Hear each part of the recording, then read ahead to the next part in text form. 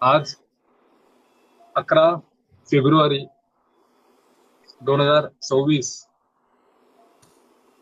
माघ कृष्ण नवमी दास नवमीचा हा दिवस श्री रामदास स्वामींच्या चरणी समर्पित होत आज आपण आपल्या ह्या वर्गामध्ये सम्मिलित झालेले सगळे ज्येष्ठ श्रेष्ठ ज्योतिष अभ्यास करणारे सगळे सदस्यगण यांना माझा सप्रेम नमस्कार. आपल्या या ज्योतिष वर्गामध्ये आपल्याला मार्गदर्शन करणारे आपले गुरुवर्य ऋषितुल्य श्री दिलीप देवारे सरांना सुद्धा माझा साष्टांग नमस्कार. अशाच प्रसंगी श्री रामदास स्वामींच्या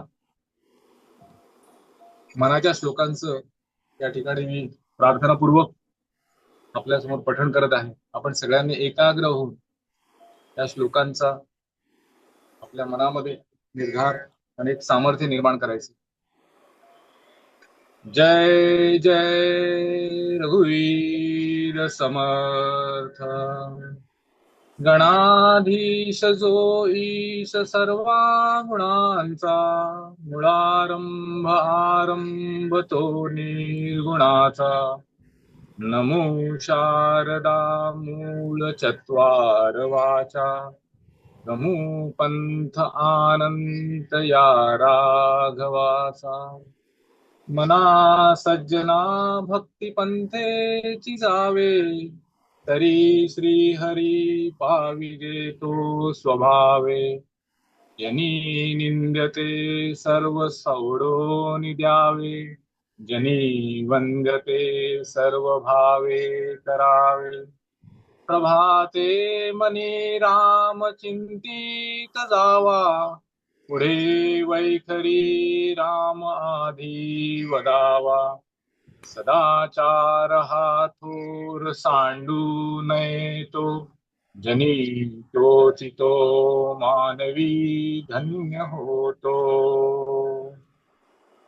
सुखा सारिखे पूर्ण वैराग्य जाचे वसिष्ठा परिज्ञान योगेश्वराचे कवी वाल्मिका सारिखा मान्य ऐसा नमस्कार माझा सद्गुरु रामदासा. श्री रामदास स्वामींच्या चरणी साष्टांग दंडवत. धन्यवाद. धन्यवाद धन्यवाद. कितीतरी वर्षानंतर प्रार्थना ऐकली, तुमचे खरोखर आभार. कुलकर्णी मॅडम आहेत का? धन्यवाद सर. नमस्ते. कुलकर्णी मॅडम आहात का? नाही, बरं. मग शिंदे मॅडम सर स्वागत आहे, पण गाड्यांचे आवाज येतील. हा चालेल, स्वागत करा. नमस्कार. सर्वप्रथम उपस्थित असलेल्या सर्वांना माझा साष्टांग नमस्कार आणि आपले आदरणीय गुरुवर्य दिलीप देवारे सरांना माझा सविनय दंडवत आणि साष्टांग नमस्कार. आपल्याला दररोजच वेगवेगळ्या पत्रिका आपल्या समोर मांडत असतात, वेगवेगळे विषय आपल्या समोर मांडत असतात आणि खूप छान प्रकारे आपल्याला विश्लेषण करून छान नवीन नवीन पद्धतीने आपल्याला ते शिकवत असतात. तर मी सरांना विनंती करते की सरांनी आजच्या कुंडलीचं आपल्याला विश्लेषण सांगावं, शिकवावं आणि त्यांचं स्वागत करून मी त्यांना विनंती करते की त्यांनी वर्गाला सुरुवात करावी. धन्यवाद सर. धन्यवाद मॅडम, धन्यवाद. सगळ्यांचं स्वागत आहे. तत्पूर्वी एक विनंती आहे, कोणीही इथे मध्ये ह्या वर्गामध्ये आत्ता ताजिक पद्धती वगैरे वगैरे कुठल्याही गोष्टीचा भाग विचारू नये, मांडू नये. ही स्ट्रिक्टली वॉर्निंग आहे. मी ताबडतोब रिमूव्ह करीन आणि परत कुठल्याही वर्गाला तुम्हाला येता येणार नाही. तर ही सक्त आदेश आहे. हा कळलं? वॉर्निंग पण नाही, आदेश आहे डायरेक्ट. तर त्या ठिकाणी कुठेही कुठला उल्लेख करायचा नाही. काही प्रश्न कोण काहीतरी मध्येच भलतं विचारतात, असं विचारू नका. बरं, ठीक आहे. एनिवे, पहिला कुलकर्णी मॅडमचं स्वागत करूया. त्यांनी आता स्वागत केलेलं आहे, तर धन्यवाद मॅडम, तुमचं आभारी आहे मी. तुम्ही स्वागत केलं आहे आणि प्रार्थना कार्यसरांनी म्हटले त्याबद्दल त्यांचे शतशः आभारी. कारण का अनेक वर्षानंतर अशी प्रार्थना ऐकायला मिळाली, आमचं भाग्य आहे. आणि आज त्यांच्या जयंतीच्या दिवशी ही प्रार्थना मिळाली, खरोखर महान आहेत. You are great. धन्यवाद. सगळ्यांचं स्वागत आहे आणि उपस्थित मंडळीमध्ये दळवी साहेब आहेत, देशमुख मॅडम आहेत, हळदवकर मॅडम आहेत, कुवन मॅडम आहेत, इत्यादी सर्व मान्यवर आहेत. तर त्या सगळ्यांचं स्वागत आहे. आणि आज आपण आता कार्याला सुरुवात करतो, पत्रिका लावतो. तर त्या ह्याच्यामध्ये कुठल्याही गोष्टीचा डिस्टर्ब करायचा नाही. तर त्या ठिकाणी आता आपल्याला पत्रिकेमध्ये जे काही पाहायचं आहे, तर मॅडम 2 मिनटं थांबा. मग त्यानंतर तुम्हाला आपण त्या पत्रिकेचं विश्लेषण करू. आजची पत्रिका जी आहे ती एका IAS व्यक्तीची आहे आणि जातक स्त्री आहे, अतिशय हुशार आहे. ही पत्रिका जी आहे ती शिकण्यामध्ये अतिशय आपल्याला चांगले मांडणी कशी आहे ती आपल्याला बघायला आली पाहिजे.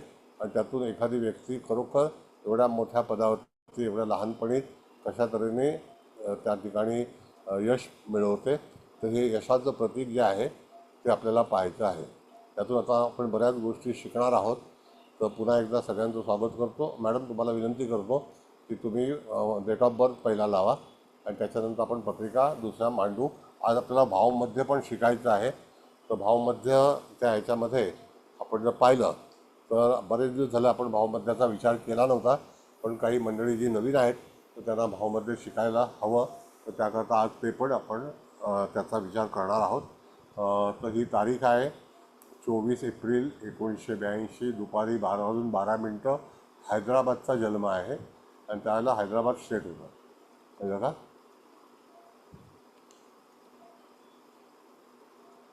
मी प्रॉपर सिटी हैदराबाद आहे. आता ते तेलंगणामध्ये कुठे गेले. तर तारीख लिहून घ्या सगळ्यांनी.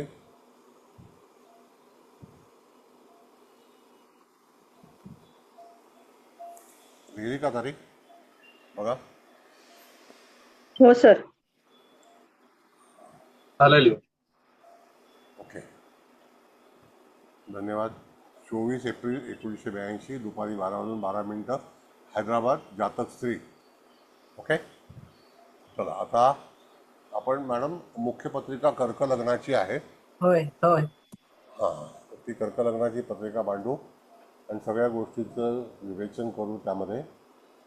आता हे कर्क लग्न सगळ्यांना पाहता येतं आहे, मला असं वाटतं, दिसतंय तिथे. तर कर्क लग्नाचा जो नेहमी मी सांगितलेला आहे, सगळ्या शास्त्रामध्ये लग्न आणि लग्नाधिपती हा कोण आहे आणि कोणत्या राशीत विराजमान आहे, कुठल्या स्थानात आहे, त्याला फार महत्त्व आहे. तसंच त्या जातकाचं यश जे आहे ते त्यांनी जे संपादन केलेलं आहे तर त्याला कारण लग्नाधिपती, लग्नामध्ये कुठलाही ग्रह नाही. त्याच्यामध्ये लग्न हे जे आहे ते चंद्र आहे आणि तो रवियुक्त आहे. तर चंद्र, रवी, बुध हे 3 ग्रह एकत्र दशम स्थानामध्ये, दशम स्थान हे बलवान झालेलं आहे. त्याच्यानंतर चतुर्थ स्थानामध्ये गुरु आहे. गुरु हा चतुर्थामध्ये अतिशय बलवान म्हणून समजला जातो. तसाच तो त्या ठिकाणी मोक्ष त्रिकोणातला पण आहे. स्थानबलीसुद्धा आहे. रवी स्थानबली आहे. चंद्र बुध यांची युती अतिशय चांगली आहे. भाग्य चतुर्थात आहे. आता केतू हा जो आहे तो षष्ठ स्थानामध्ये उच्चीचा आहे आणि राहूसुद्धा उच्चीचा आहे. हे 2 काळ. शुक्र कुंभ राशीला आहे आणि तो अष्टमात आहे. शनी मंगळाची युती ह्याच्यामध्ये आपण जर पाहिली तर शनी मंगळाची युती आपल्याला काय दाखवते तर अनेक अडचणी दर्शवते. त्या शनीची दृष्टी जी आहे ती पहिली दृष्टी षष्ठ स्थानावरती आहे. आणि मी तुम्हाला सांगितलं की शनी आणि रवी हे 2 ग्रह जे आहेत हे शासकीय प्रशासकीय कार्यामध्ये चांगल्यापैकी यश मिळवून शनीची पहिली दृष्टी पंचमावर आहे. मंगळाची पहिली दृष्टी षष्ठ स्थानावरती आहे. त्यानंतर रवी, बुध, चंद्र हे चतुर्थात पाहत आहेत.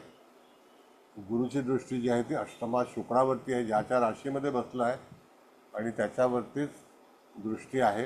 हा एक चांगला योग आहे. आणि त्याच ह्याच्यामध्ये गुरुची दृष्टी दशम स्थानावरती आहे, तिथे चंद्र, रवी, बुध याचा विचार केला जातो. तर ते तिघही जण शुभग्रह म्हणजे 2 शुभग्रह आहेत, एक पापग्रह आहे, पण रवी हा गुरुचा मित्र आहे. आता याच्यामध्ये वक्री ग्रह बघा, राहू, मंगळ, शनी, केतू हे 4 ग्रह वक्री आहेत. गुरुसुद्धा वक्री आहे. शनी, मंगळ, गुरु, राहू, केतू हे 5 ग्रह वक्री आहेत. आता वक्री ग्रहाच्या बाबतीत तुम्ही जो फलादेश द्यायला लागलात एखाद्याच्या कुंडलीमध्ये, तर तुम्हाला ही समोरची कुंडली, मग तिथे ती कुंडली तुम्हाला उपयोगात येणार नाही, नाही का?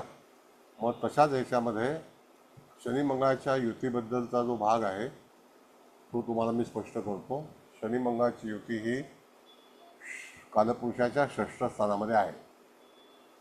षष्ठ स्थान म्हणजे नोकरीचं असतं. षष्ठ स्थान जे आहे ते आंदोलनाचं आहे. त्या ठिकाणी जे काही एक्झाम असतात, तर ह्या प्रशासकीय एक्झाम ज्या आहेत त्या आपल्याला कन्या राशीतून जे काही लिखाण असतं त्या लिखाणामधून पाहायचं असतं. आणि त्या ह्याच्यामध्ये पूर्वी म्हणजे सुरुवातीला ह्या मुलीने त्या ठिकाणी आंध्र प्रदेशची जी MPSC जी आहे ती पास केली. 2 वर्ष स्टेटमध्ये काम करून नंतर मग IASची परीक्षा दिली आणि त्याच्यामध्ये उत्तीर्ण झालेली आहे. आणि त्या ह्याच्यामधून अतिशय चांगल्या पोस्टिंगला तिथे जातकाला पहिलं ट्रेनिंग असतं. ते सगळे त्यांचे नियम आहेत. पण मग शनी मंगळाची युती काय दाखवते हा पहिला विचार आपण जर केला तर जातकाच्या जीवनामध्ये निश्चितच तेव्हा आपल्याला बघायचं आहे षष्ठ स्थान म्हणजे कालपुरुषाचं. त्याच्यानंतर तो रवीच्या षष्ठात आहे म्हणून तो वक्री आहे. मंगळसुद्धा वक्री आहे. फार कमी वेळेला तुम्हाला असं आढळेल की सूर्याच्या षष्ठामध्ये तुम्हाला मंगळ हा प्रत्येक 3 वर्षांनी साधारणतः येतो. तर तशी ही पत्रिका आहे. तर त्या ह्याच्यातून मंगळाची दृष्टी षष्ठ स्थानावरती आहे मूळ पत्रिकेत. शनीची दृष्टी जी आहे ती पंचमावर आहे. तिथे वृश्चिक रास आहे. त्या राशीचा अधिपती मंगळ त्याच्यासोबत आहे. मंगळ शनीची युती जेव्हा एकत्र असते त्यावेळेला राज्य शनीचं असतं, मंगळाचं नसतं. तसा तो राशीस्वामी जो आहे तो शनीयुक्त आहे. तो माणसाचे विचार कसे असतील तर सरकारी क्षेत्राशी संबंधित असणारे विचार ते त्या जातकाला तिथे मार्ग दाखवतात. म्हणजे आपल्याला जर विचार करायचा असेल तर मेष राशीचा चंद्र आणि त्याच्या मनातील विचार जे आहेत ते कोणाचे आहेत तर मंगळाचे आहेत. तो कोणाबरोबर आहे तर शनीयुक्त आहे. मग त्या जातकाला शासनामध्येच जाण्याची इच्छा का झाली आणि तिथे संघर्ष करून त्या ठिकाणी ग्रहस्थिती जर तुम्ही पाहिली तर शुक्र जरी अष्टमात असला तरी चतुर्थामध्ये गुरु आहे. तेव्हा अष्टमाचं जे काही दुःख असेल किंवा तत्सम काय असेल तर ते बाद होईल. म्हणजे त्यामध्ये त्याचा काही परिणाम होत नाही. आणि त्यामध्ये दशमस्थान बलवान आहे कारण का की दशमस्थान ही एक शक्ती आहे आणि त्या शक्तीमध्ये जातकाचा जो टॅलेंट आहे किंवा त्याची प्रगती आहे ती आपल्याला पाहायची असते. दशमेश हा मंगळ शनीयुक्त आहे. त्याच्यामुळे जातक हा निश्चितच एक डॉमिनेटिंग पॉवरमध्ये आहे. मंगळ पराक्रमात आहे. तो शनीयुक्त आहे. संकटही येणारच, त्याला काही वाद नाही. त्याच्यामध्ये काही करू शकत नाही. राहू 12व्या स्थानामध्ये आहे, तो उच्चीचा आहे. केतू षष्ठ स्थानामध्ये आहे. सप्तमेश शनी जो आहे तो मंगळयुक्त आहे म्हणून तिथे वैवाहिक जीवनामध्ये जीवन वादग्रस्त झालेलं आहे. म्हणजे तिथे वादग्रस्त आहे जीवन. कारण का सप्तमेश आणि अष्टमेश हे शनीचं राशी आहे आणि ती मंगळयुक्त आहे. आणि तिथे आंदोलनं हे निश्चित आहे जरी मंगळाची पत्रिका नसली तरी. कळलं का? मग आता आपण जर पाहिलं तर माणसाचं भाग्य कुठे आहे तर भाग्याधिपती चतुर्थात आहे आणि तूळ राशीत आहे. तूळ राशीतला ग्रह आपण जर बघितलं तर 1, 4, 7, 10 मध्ये 4 आणि 7 या राशी ज्या चर आहेत त्याच्यामध्ये 4 ग्रह आहेत. त्यातल्या 4 आणि 7 या ज्या तूळ आणि कर्क रास जी आहे ती अतिशय चांगली रास आहे. म्हणजे दुःख न देणारी आहे. त्याच्यामध्ये कर्केमध्ये कुठलाही ग्रह नाही पण लग्नेश तो आहे तो चरराशीमध्येच आहे आणि तो रवियुक्त झाला आहे. तर ग्रह कोणासोबत आहे ह्याला फार महत्त्व असतं. जीवनातील जे काही अप्स अँड डाऊन आहेत ते आपल्याला शोधायचे आहेत. त्यावेळेला त्या ठिकाणी लग्नेश कुठल्या ग्रहाच्या सोबत आहे हे आपल्याला विचार केलं पाहिजे. आता ह्याच ठिकाणी जर समजा कर्क राशीला केतू आला असता, राहू आला असता तर काय झालं असतं, तर त्या ठिकाणी पत्रिका दूषित झाली असते आणि त्यावेळेला त्या जातकाला आणखी कष्ट झाले असते. कारण केतू आणि राहू हे असं दर्शवतं की मागच्या जन्माचे जे काही भोग आहेत ते त्या जातकाला लग्नी राहू आणि केतूंची जर युती आली तर अनेक अडचणींना जातकाला सतत सामोरं जावं लागतं. तर तसा भाग जो आहे तो ह्या इथे प्रथम स्थानामध्ये आपण विचार करतो. पण राहू हा 12व्या स्थानात आहे. खरं तर राहू षष्ठाचा कारक आहे, पण 12व्या स्थानामध्ये राहिला आहे आणि षष्ठाचा कारक 12व्या स्थानात आणि 12व्या स्थानाचा कारक षष्ठ स्थानात, हा एक वेगळा योग झालेला आहे. पण दोघंही तिथे उच्चीचे आहेत. तूळ रास ही जी आहे ती सौख्याची रास आहे, म्हणजे सगळं सुख, फक्त वैवाहिक नाही तर इत्यादी सुख जी आहेत. आता सगळं काही शासकीय सुख जे आहे ते जातकाला राहण्याचं घर वगैरे सगळं व्यवस्थित मिळालेलं आहे. दशमस्थान जे आहे हे मेष राशीचं आहे, म्हणून हार्डवर्क आहे. तिथे असणारे तिन्ही ग्रह हे मेष राशीमध्ये आहेत. त्यातला रवी उच्चीचा आहे आणि चंद्र त्याचा मित्र आहे. बुधही रवीचा मित्र आहे, चंद्र बुध मित्र आहे, दोन शुभग्रह आहेत. तर अशा वेळेला दशमस्थान जे बलवान झाले तर निश्चितच जातक कृतीमध्ये चांगलं काम करेल. तर जातकाला ही पोच मिळालेली आहे. तर लग्नावर एखादी दृष्टी आहे का सप्तमावर एखादी दृष्टी आहे का पहा तुम्ही. म्हणजे ती स्थाने जी आहेत ती मोकळी आहेत आणि त्याच्यावरती कुठल्याही ग्रहाची दृष्टी तुम्हाला दर्शवते का? नाही सर. नाही. नाही. म्हणजे ती जी स्थाने आहेत ती जड झालेली नाही.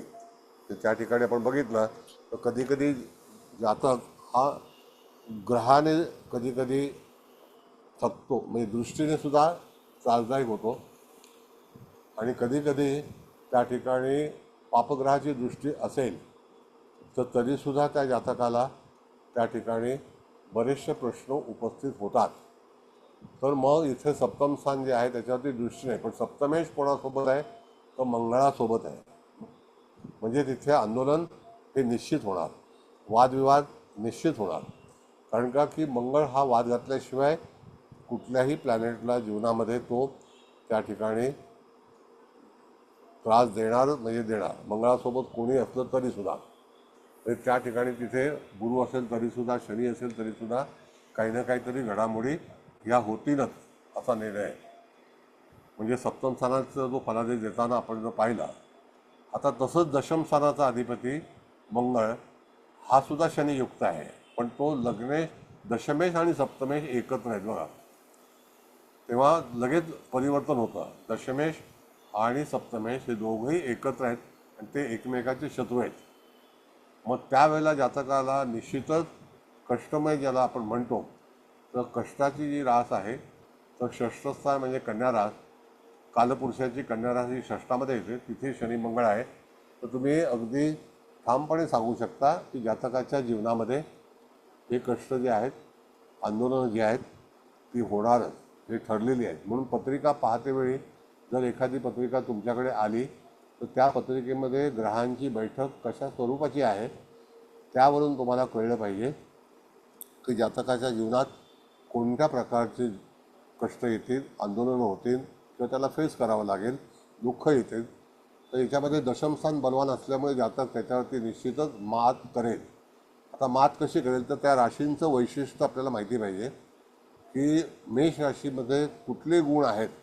तर त्या मेष राशीचा अंमल जो आहे तो ग्रहांवरती असतो. ग्रह स्वयंप्रकाशित नाहीत. रास जी आहे ती नक्षत्राने प्रकाशित झाली आहे, कारण नक्षत्र स्वयंप्रकाशित आहेत, म्हणून जे काही प्रकाश आहेत ते त्या ग्रहांना प्राप्त होतात. म्हणून राशीचं बळ, त्या राशीमध्ये असणारे ग्रह हे त्या ठिकाणी बलवान होतात. मीन राशीमध्ये कुठलाही ग्रह नाही, पण त्या मीन राशीवरती दोन्ही ग्रहांची दृष्टी आहे आणि ते भाग्यस्थान आहे.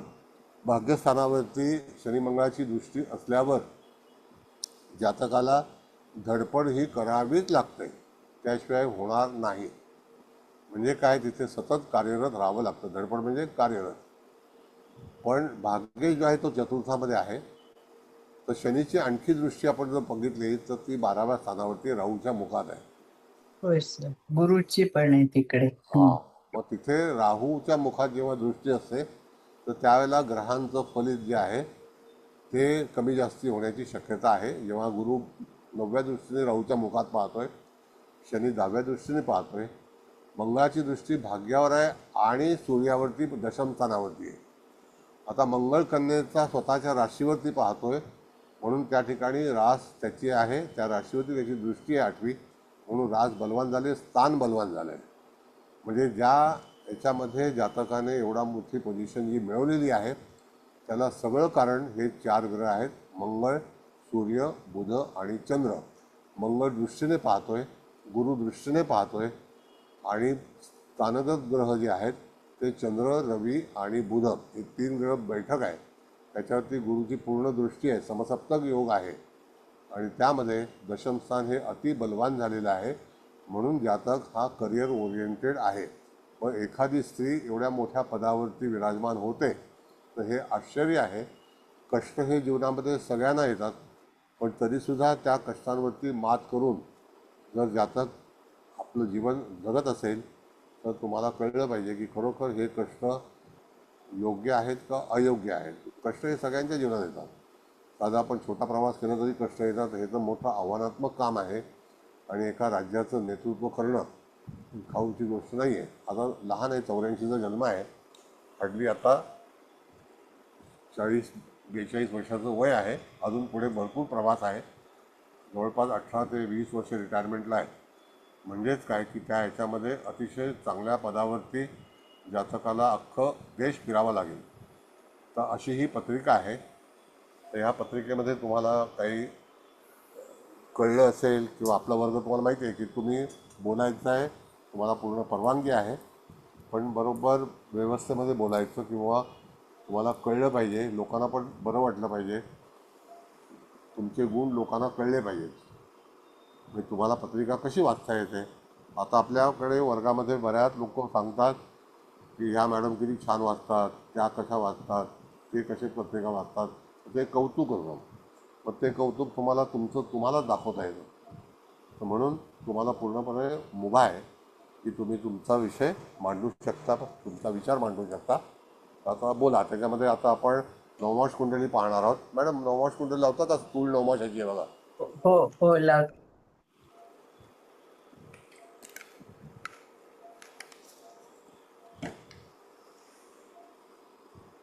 सहा तूळ नवमाश आहे मॅडम. तर तो कर्क राशीतून पुष्य नक्षत्राच्या 3ऱ्या चरणातला आहे. होय. कळलं का? हो. पुष्य नक्षत्राच्या 3ऱ्या चरणातला हा तूळ नवमाश आहे. नवमाशामध्ये लग्नी एकही ग्रह नाही आहे. वृश्चिक राशीमध्ये बुध आहे, तो भरणी नक्षत्राच्या 4थ्या चरणातला आहे. केतू कुठून आलाय तर षष्ठातून आलेला आहे. कोणत्या राशीतून? तर धनु राशीतून आलेला आहे. बरोबर ना? पूर्वाषाढा 4.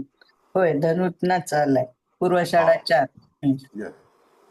त्यानंतर गुरु नीचेचा झालेला आहे, पण तो सूक्ष्मांशामध्ये उत्तम आहे आणि तो एक सूक्ष्मांश तूळ राशीमधला आहे. तो धनांश आहे, तो चांगला आहे. म्हणजे त्या ठिकाणी गुरु उत्तम आहे. सूर्य जो आहे तर तो कर्क नवमाशामध्ये आला आहे. मेष राशीला कर्क नवमाश जो आहे तो सुद्धा उत्तम आहे. तो कर्क नवमाश म्हणजे अश्विनी नक्षत्राचं 4थं चरण. तिथे शनी कन्या राशीतून आलेला आहे हस्त नक्षत्रामध्ये. हस्त नक्षत्राचा चित्रा नक्षत्रामध्ये चित्राचं प्रथम चरण आहे. आणि चंद्र सुद्धा आहे त्यांचं. त्या ह्याच्यामधून बघितलं आपण तर चंद्र हा मेषेतून म्हणजे भरणी नक्षत्राच्या 1ल्या चरणातून आलेला आहे. तर भरणी नक्षत्राचं 1लं चरण हे नृपांश आहे का भूपांश आहे मॅडम? नृपांशच आहे. हा. नृपांश आणि भूपांशामध्ये फरक आहे. दोघंही राजा आहेत. मग तशीही मंगळ आपण जर बघितला तर कन्या राशीतून उत्तरा नक्षत्राच्या 4थ्या चरणामध्ये मीन नवमाशात आहे. कळलं? अशा तऱ्हेची ही पत्रिका आहे. नवमाशी सुद्धा बलवान कोण कोण झालेला आहे तर त्या ठिकाणी गुरु बलवान झालाय, जरी तो नीच नवमाशात असला तरी. सूर्य बलवान आहे. चंद्र आणि शनी बलवान आहे. तिथे राहू आणि शुक्र पण बलवान झालेला आहे. मंगळ पण बलवान आहे. वृषभ नवमाश पण मॅडम चांगला आहे. मिथुन येतलं पण. होय होय. शिवाय तो मंगळ आहे ना सर, पुष्कर नवमाशात आहे. मंगळ आणि शुक्र सुद्धा. आणि शुक्र आत्माकारक पण आहे, शनी अमात्यकारक पण आहे. म्हणजे हे नवमाश पण तसे छानच मिळालेत ना सगळे. राहू पण इव्हन म्हणजे पुष्कर नवमाशात आहे. बरोबर. तर मग अशा तऱ्हेने नवमासला तुम्हाला पाठांतर आपलं नवमासाचं लेक्चर तिथे ह्याला आहे यूट्यूबला, ते आहे. सुद्धा ऐकावं. पुष्कर नवमासाचं व्याख्यान आहे, काही नवीन मंडळी आहेत तर त्यांना लिंक पाठवेल, तर त्याच्यामध्ये तुम्ही ती पाहू शकता. तर तर राहू आता जर नवमासात असेल तर त्याचं फळ मिळतं का? नक्की म्हणजे आता आपण शिकलो त्याच्यामध्ये थोडासा राहू केतूला आपण पकडलं नव्हतं, पण हा काही हा ठिकाणी राहू केतूला पण तिथे आपण जोडतो. तर राहू केतूच्या ह्याच्यामध्ये शनी जो आहे तो चांगल्या नवमाशामध्ये आहे, हस्त नक्षत्राच्या दुसऱ्या चरणामध्ये. कळलं? तर राहूला आपण त्या पुष्कर नवमाशामध्ये कॅल्क्युलेट करत नाही, पण इथे आलेलं आहे. मग आता तुमच्यावरती विचार आहे की फळ मिळेल का नाही मिळेल. बरं, आणखी काही कोणाला बोलायचं आहे तर बोला. तुम्हाला काही कळलं, विचार मांडायचे आहेत तर तुम्ही मांडू शकता. हा राहू म्हणजे सर ऐका ना, इथे ह्या जातिका बाहेर पण गेले असतील ना, तर त्याच्यासाठी तसा उपयोगी होतो ना राहूचा. म्हणजे आपण जर असं जरी पुष्कर नवमांशात आपण नाही समजा जरी पकडलं त्याला, पण त्याला नवमांश तर चांगला मिळाला आहे ना. आणि स्थान पण 12वा आहे ना मॅडम, हो त्याच्यामुळे मॅडम. असे दौरे तर होतच असतात ह्या लोकांना, त्या आणि लोकांच्या शिवाय जीवनामध्ये. इथे नवमांशात तो कसा शुक्राबरोबर आला, आणि या पत्रिकेत शुक्र स्वतःच अमात्यकारक आहे, आणि तो पण ऍक्च्युअली पुष्कर नवमांशातलाच आहे ना, म्हणजे आत्माकारक आहे. सॉरी. हा, बरं, मग आता अशा परत मेन कुंडली लवकर सांगा. नाही नाही नका नका लावू. आता हे याच्यावरती नवमाशावरती पण त्यांना लक्षात आलेलं आहे, अच्छा, कुंडली ओके. लिहून घेतली असेल. हा, काय हरकत नाही, चालेल. थोडासा भाव नवमाश लावला तर आपण जो भाव आहे ना, भाव मध्य, हा, मध्ये लवकर. हा म्हणजे यांना काही नवीन मंडळी आहेत ठीक तर आहे, त्यांना लावलं. भाव मध्य पण कळलं पाहिजे. ओके, हे बघायला लावलं. तर भावमध्याच्या आधी एक नवमावशावरनं बोलू का? बोला बोला. नवमावशामध्ये बघा, रवी कर्केचा झालाय. हो म्हणजे आपण नेहमी सांगता की कर्केचा रवी हा शासकीय नोकरीला सपोर्टिंग आहे. हो म्हणजे नवमावशात पण रवीचं बळ खूप आहे त्यांना, कारण तो दशमातच आहे नवमावशात पण. हो बरोबर आहे ना? हो. धन्यवाद सर.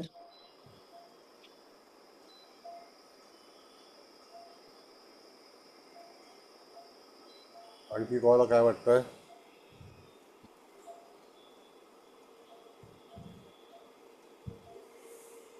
बरं, आता समेश थोडंसं लाभात लाभेश दशमात आहेत सर. लाभेश कुठे? दशमात. हा, हा, मग आणि तिथे दशमेश लाभात असं. हा, हा हा, दशमेश जो आहे तो पराक्रमात आहे मॅडम.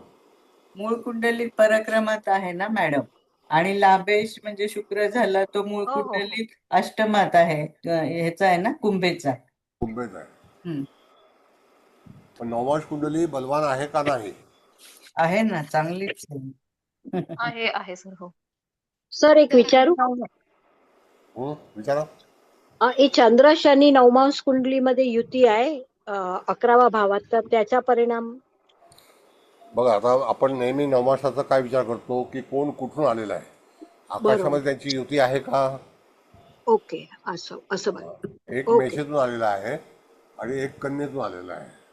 ओके म्हणजे किती अंतर आहे? भरपूर आहे ना अंतर. ओके. जायचं का डॉक्टरकडे? चल उठ. हा हा. ओके, धन्यवाद सर. धन्यवाद. बाहेर येतो का? तर मूळ कुंडलीत लाईट चंद्र बंद करायचं का? समसप्तक आहे, म्हणजे गोरे गजकेसरी. मॅडम, तुमचा आवाज बंद, म्यूट करा बरं, कोणीतरी ह्यांना म्यूट करा ना. गोरे मॅडमचा आवाज येतोय सर. हा, झालं.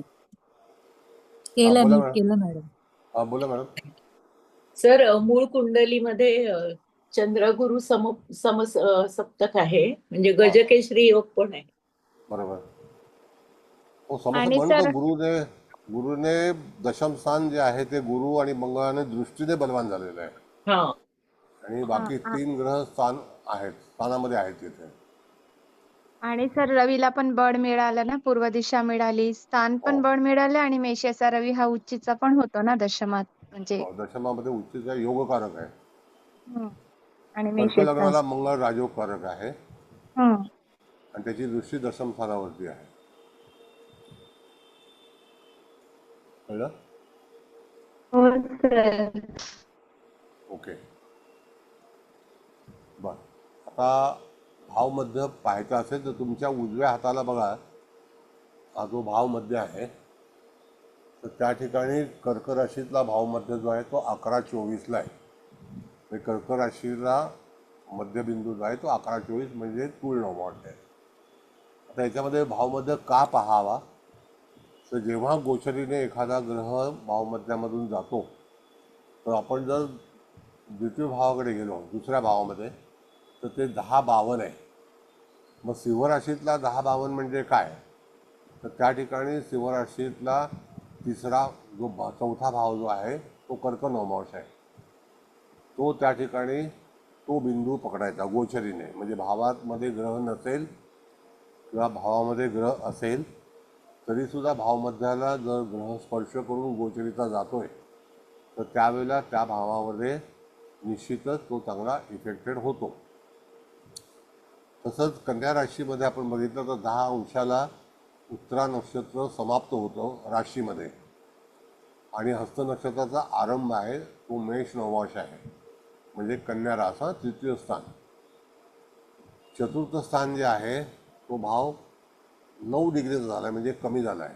पहिला 11 डिग्रीचा आहे, मग 9 डिग्री झाला. तर 9 डिग्रीला तूळ राशीमध्ये आपण जर पाहिलं तर त्या ठिकाणी भावमध्येचा विचार केला तर 3-20-6-40 ते 10. आता 10च्या आतमधला जो भाव आहे तर त्या ठिकाणी तो बरोबर धनु नवमांश येतो. कळलं का? स्वाती नक्षत्राचं पहिलं चरण. त्यानंतर वृश्चिक रास येते, ती 10 अंशाला आहे, तर तिथे अनुराधा नक्षत्र येतं. अनुराधा नक्षत्र जे आहे त्याचा आरंभ 3:20ला आरंभ होतो.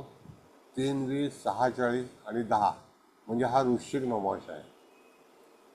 त्यानंतर धनुराशीला 10:52 आहे, तर त्या ठिकाणी कर्क नवमांश येतो. त्यानंतर मकर राशीला 10:24 आहे, 10 अंशाला उत्तरा नक्षत्र समाप्त होतं आणि श्रवण नक्षत्राचा आरंभ होतो. म्हणजे मकर राशीचा भाव मध्य हा 11 अंशावरती मेष नवमांशाची आहे. त्यानंतर कुंभ राशीला 10 अंशाला शततारका नक्षत्र आहे, 6:40ला धनिष्ठा संपतं, 6:40 ते 10 त्या ठिकाणी धनु नवमांश आहे आणि हा मकर नवमांश आहे. त्यानंतर मीन राशीला 10 अंशाला आपण जर बघितला तर उत्तरा नक्षत्र आहे. रेवती नक्षत्र जे आहे ते 16:40ला सुरू होतं, त्याच्या अगोदरचा हा भाव आहे. मग मीन राशीचा आरंभ हा कर्क नवमांशाने होतो. मग कर्क नवमांशामध्ये नंतर येतो सिंह आणि मग हा कन्या नवमांश आहे. त्यानंतर मेष राशीला भावमध्ये आला आहे 9:47, तर 9:47ला कर्क नवमांश येतो. 3:20-6:40 आणि 10 म्हणजे मिथुन नवमांश येईल. कळलं का? म्हणजे मेष राशीतला विचक्षण अंश जो आहे हा पंडित अंश आहे तो त्या ठिकाणी 9:47ला येईल. त्यानंतर वृषभ राशीला 10 अंशाला आपण बघितलं तर 10 अंशाला समाप्ती कृत्तिका नक्षत्र आहे आणि रोहिणीचं पहिलं चरण आहे. तर आवाज बंद करा. तारे सर, तुमचा माईक म्यूट करा ना प्लीज. शिंदे मॅडम जरा लक्ष द्या. त्यानंतर हो वृषभ केला सर. राशीला आपण वृषभ राशीचा भाव जो आहे तो 10 अंशाला आहे, तिथे मेष नवमांश येतो. आणि मिथुन राशीला 10:52 आहे, म्हणजे आद्रा नक्षत्र त्या ठिकाणी 6:40ला सुरू होतो, 6:40 ते 10 म्हणजे त्या ठिकाणी धनु नवमांशाचा मकर नवमांश येतो, तो तस्करांश आहे. कळलं का? तर हे भाव का बघावे, तिथून जर एखादा ग्रह जात असेल तो कुठला ग्रह त्या भावामध्ये तिथे येणार आहे आणि थांबणार आहे, तो किती काळ थांबेल एका नवमांशामध्ये. तर शनीसारखा ग्रह 110 दिवस थांबतो, रवी जो आहे तो 3 दिवस 8 तास थांबतो, चंद्र 6 तास थांबतो. तर अशा तऱ्हेने तुम्हाला त्या नवमांशाचं फलित जे आहे ते करता आलं पाहिजे. ग्रहांच्या गतीवरती अवलंबून आहे. तर भावमध्ये सगळ्यांना कळलं का? सर नसेल कळलं तर व्हिडिओ बघा, नंतर मग सर्वा.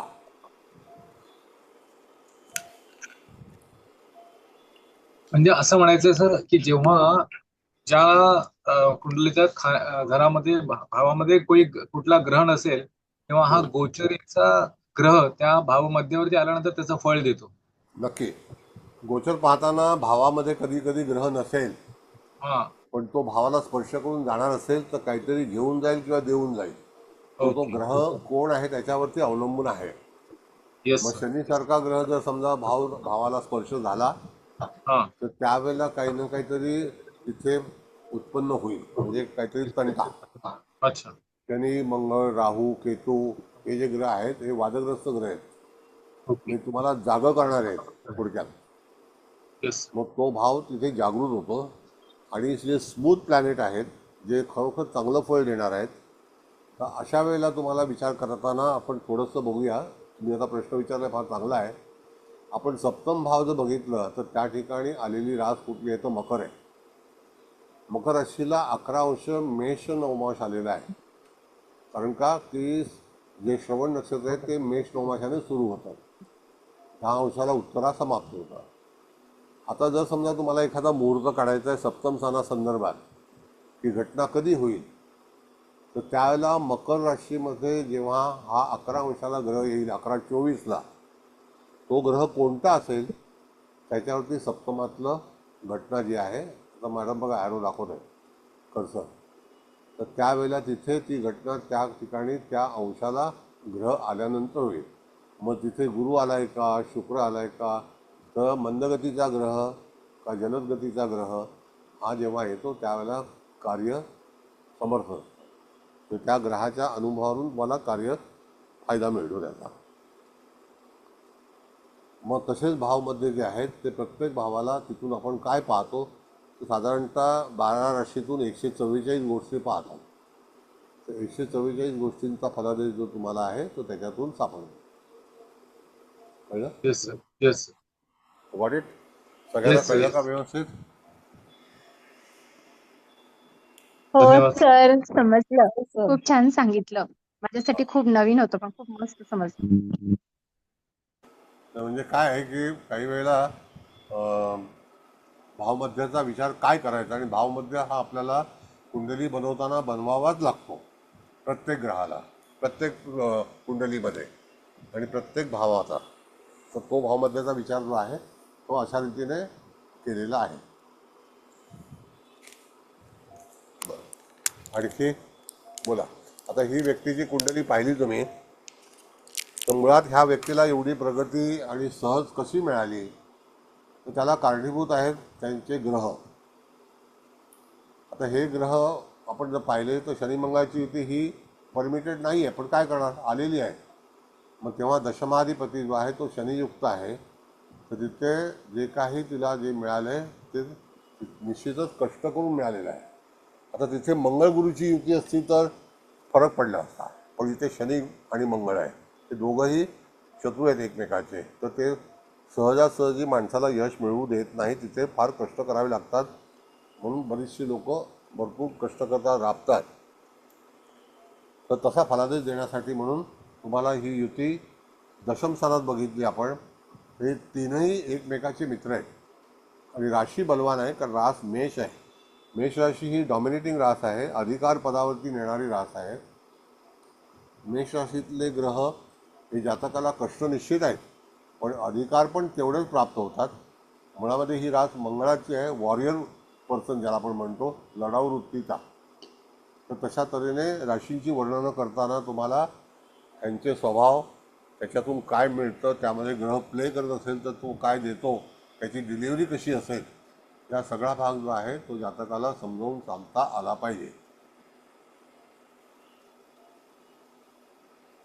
बोला. आणखी भावमध्ये काढून टाका मॅडम, मग मूळ पत्रिका लावा किंवा तर या महादशा. पत्रिकेत असं झालंय की शनीची दृष्टी राहूवर आहे आणि मंगळाची केतूवर आहे. येस, मंगळाची केतू आहे. पण तिथे कष्ट येणार, त्या दृष्टीचा काही ना काहीतरी तोटा आहे, फायदा नाही आहे. हो सर. येस. तर मी जरा बोलू. हा बोला ना. आता मला आधीचं काहीच मिळालं नाही सर, कारण माझं नेट गेलं होतं. पण आता ही पत्रिका पाहताना मला जे आधी किती चर्चा झाली असते, पण मला जे वाटतं ते मी मांडते. या पत्रिकेचा चांगला भाग असा आहे की एक तर लग्नेश दशमात बसलाय मेष राशीमध्ये सूर्य आणि बुध याच्या बरोबर, म्हणजे मित्र याच्या बरोबर. त्यामुळे त्याचा याला ऍडव्हान्टेज आहे. आणि नेहमी शनीच्या दृष्टीचा जो जातकाला त्रास होत असतो, हो या पत्रिकेमध्ये जातकाचा शनी जिथे दृष्टी टाकतोय जन्मस्थ तिथे हो कुठेच म्हणजे तृतीय दृष्टी पंचमात आहे, शत्रू राशीवर आहे, पण तिथे ग्रह नाही. हम्म. सप्तम दृष्टी भाग्यावर आहे, ती मित्र रास आहे, पण तिथे ग्रह नाही. आणि बरोबर 10वी दृष्टी 12व्या स्थानावर आहे, पण तिथे राहू बसलेला आहे. त्याचा त्रास तर होणार, पण नक्की राहू हा मित्र राशीमध्ये बसलेला आहे, मग बुधाच्या राशीत बसलेला आहे आणि शनीचा पण शत्रू नाहीये, तर नाही काही ना काहीतरी गुंता निर्माण होईल. पण जसं शनीचं शत्रुत्व असतं तेवढं होणार नाही. म्हणजे हा बरोबर एक त्याला बेसिक फायदा आहे. येस त्यानंतर चतुर्थात बसलेला गुरु हा दशमेशाला पूर्ण पॉवर देतोय. म्हणजे सूर्य, चंद्र आणि बुध हे तीनही आणि दशम स्थान ह्या स्थानाला पॉवर मिळाल्यामुळे त्याचं कार्यक्षेत्र हे येस दमदार होईल, याच्यात शंका नाही. हे चांगलं असणार. आता हे बरोबर राजकारणात होते का सर? नाही नाही हे आहेच आहे. अच्छा, राजकारणात आहेत. ओके. नाही नाही नाही आता राजकारणात नाही IAS मॅडम, आहेत. अच्छा. म्हणजे IAS. आणि IAS हा, अच्छा अच्छा. अधिकारी ह्याच्यात हा IAS. हा आहे. आणि आताची पोझिशन बघताना पण सर की 12व्या म्हणजे भाग्यस्थानातून शनीचं भ्रमण चालू आहे आणि ओरिजिनल शनी पराक्रमात आहे.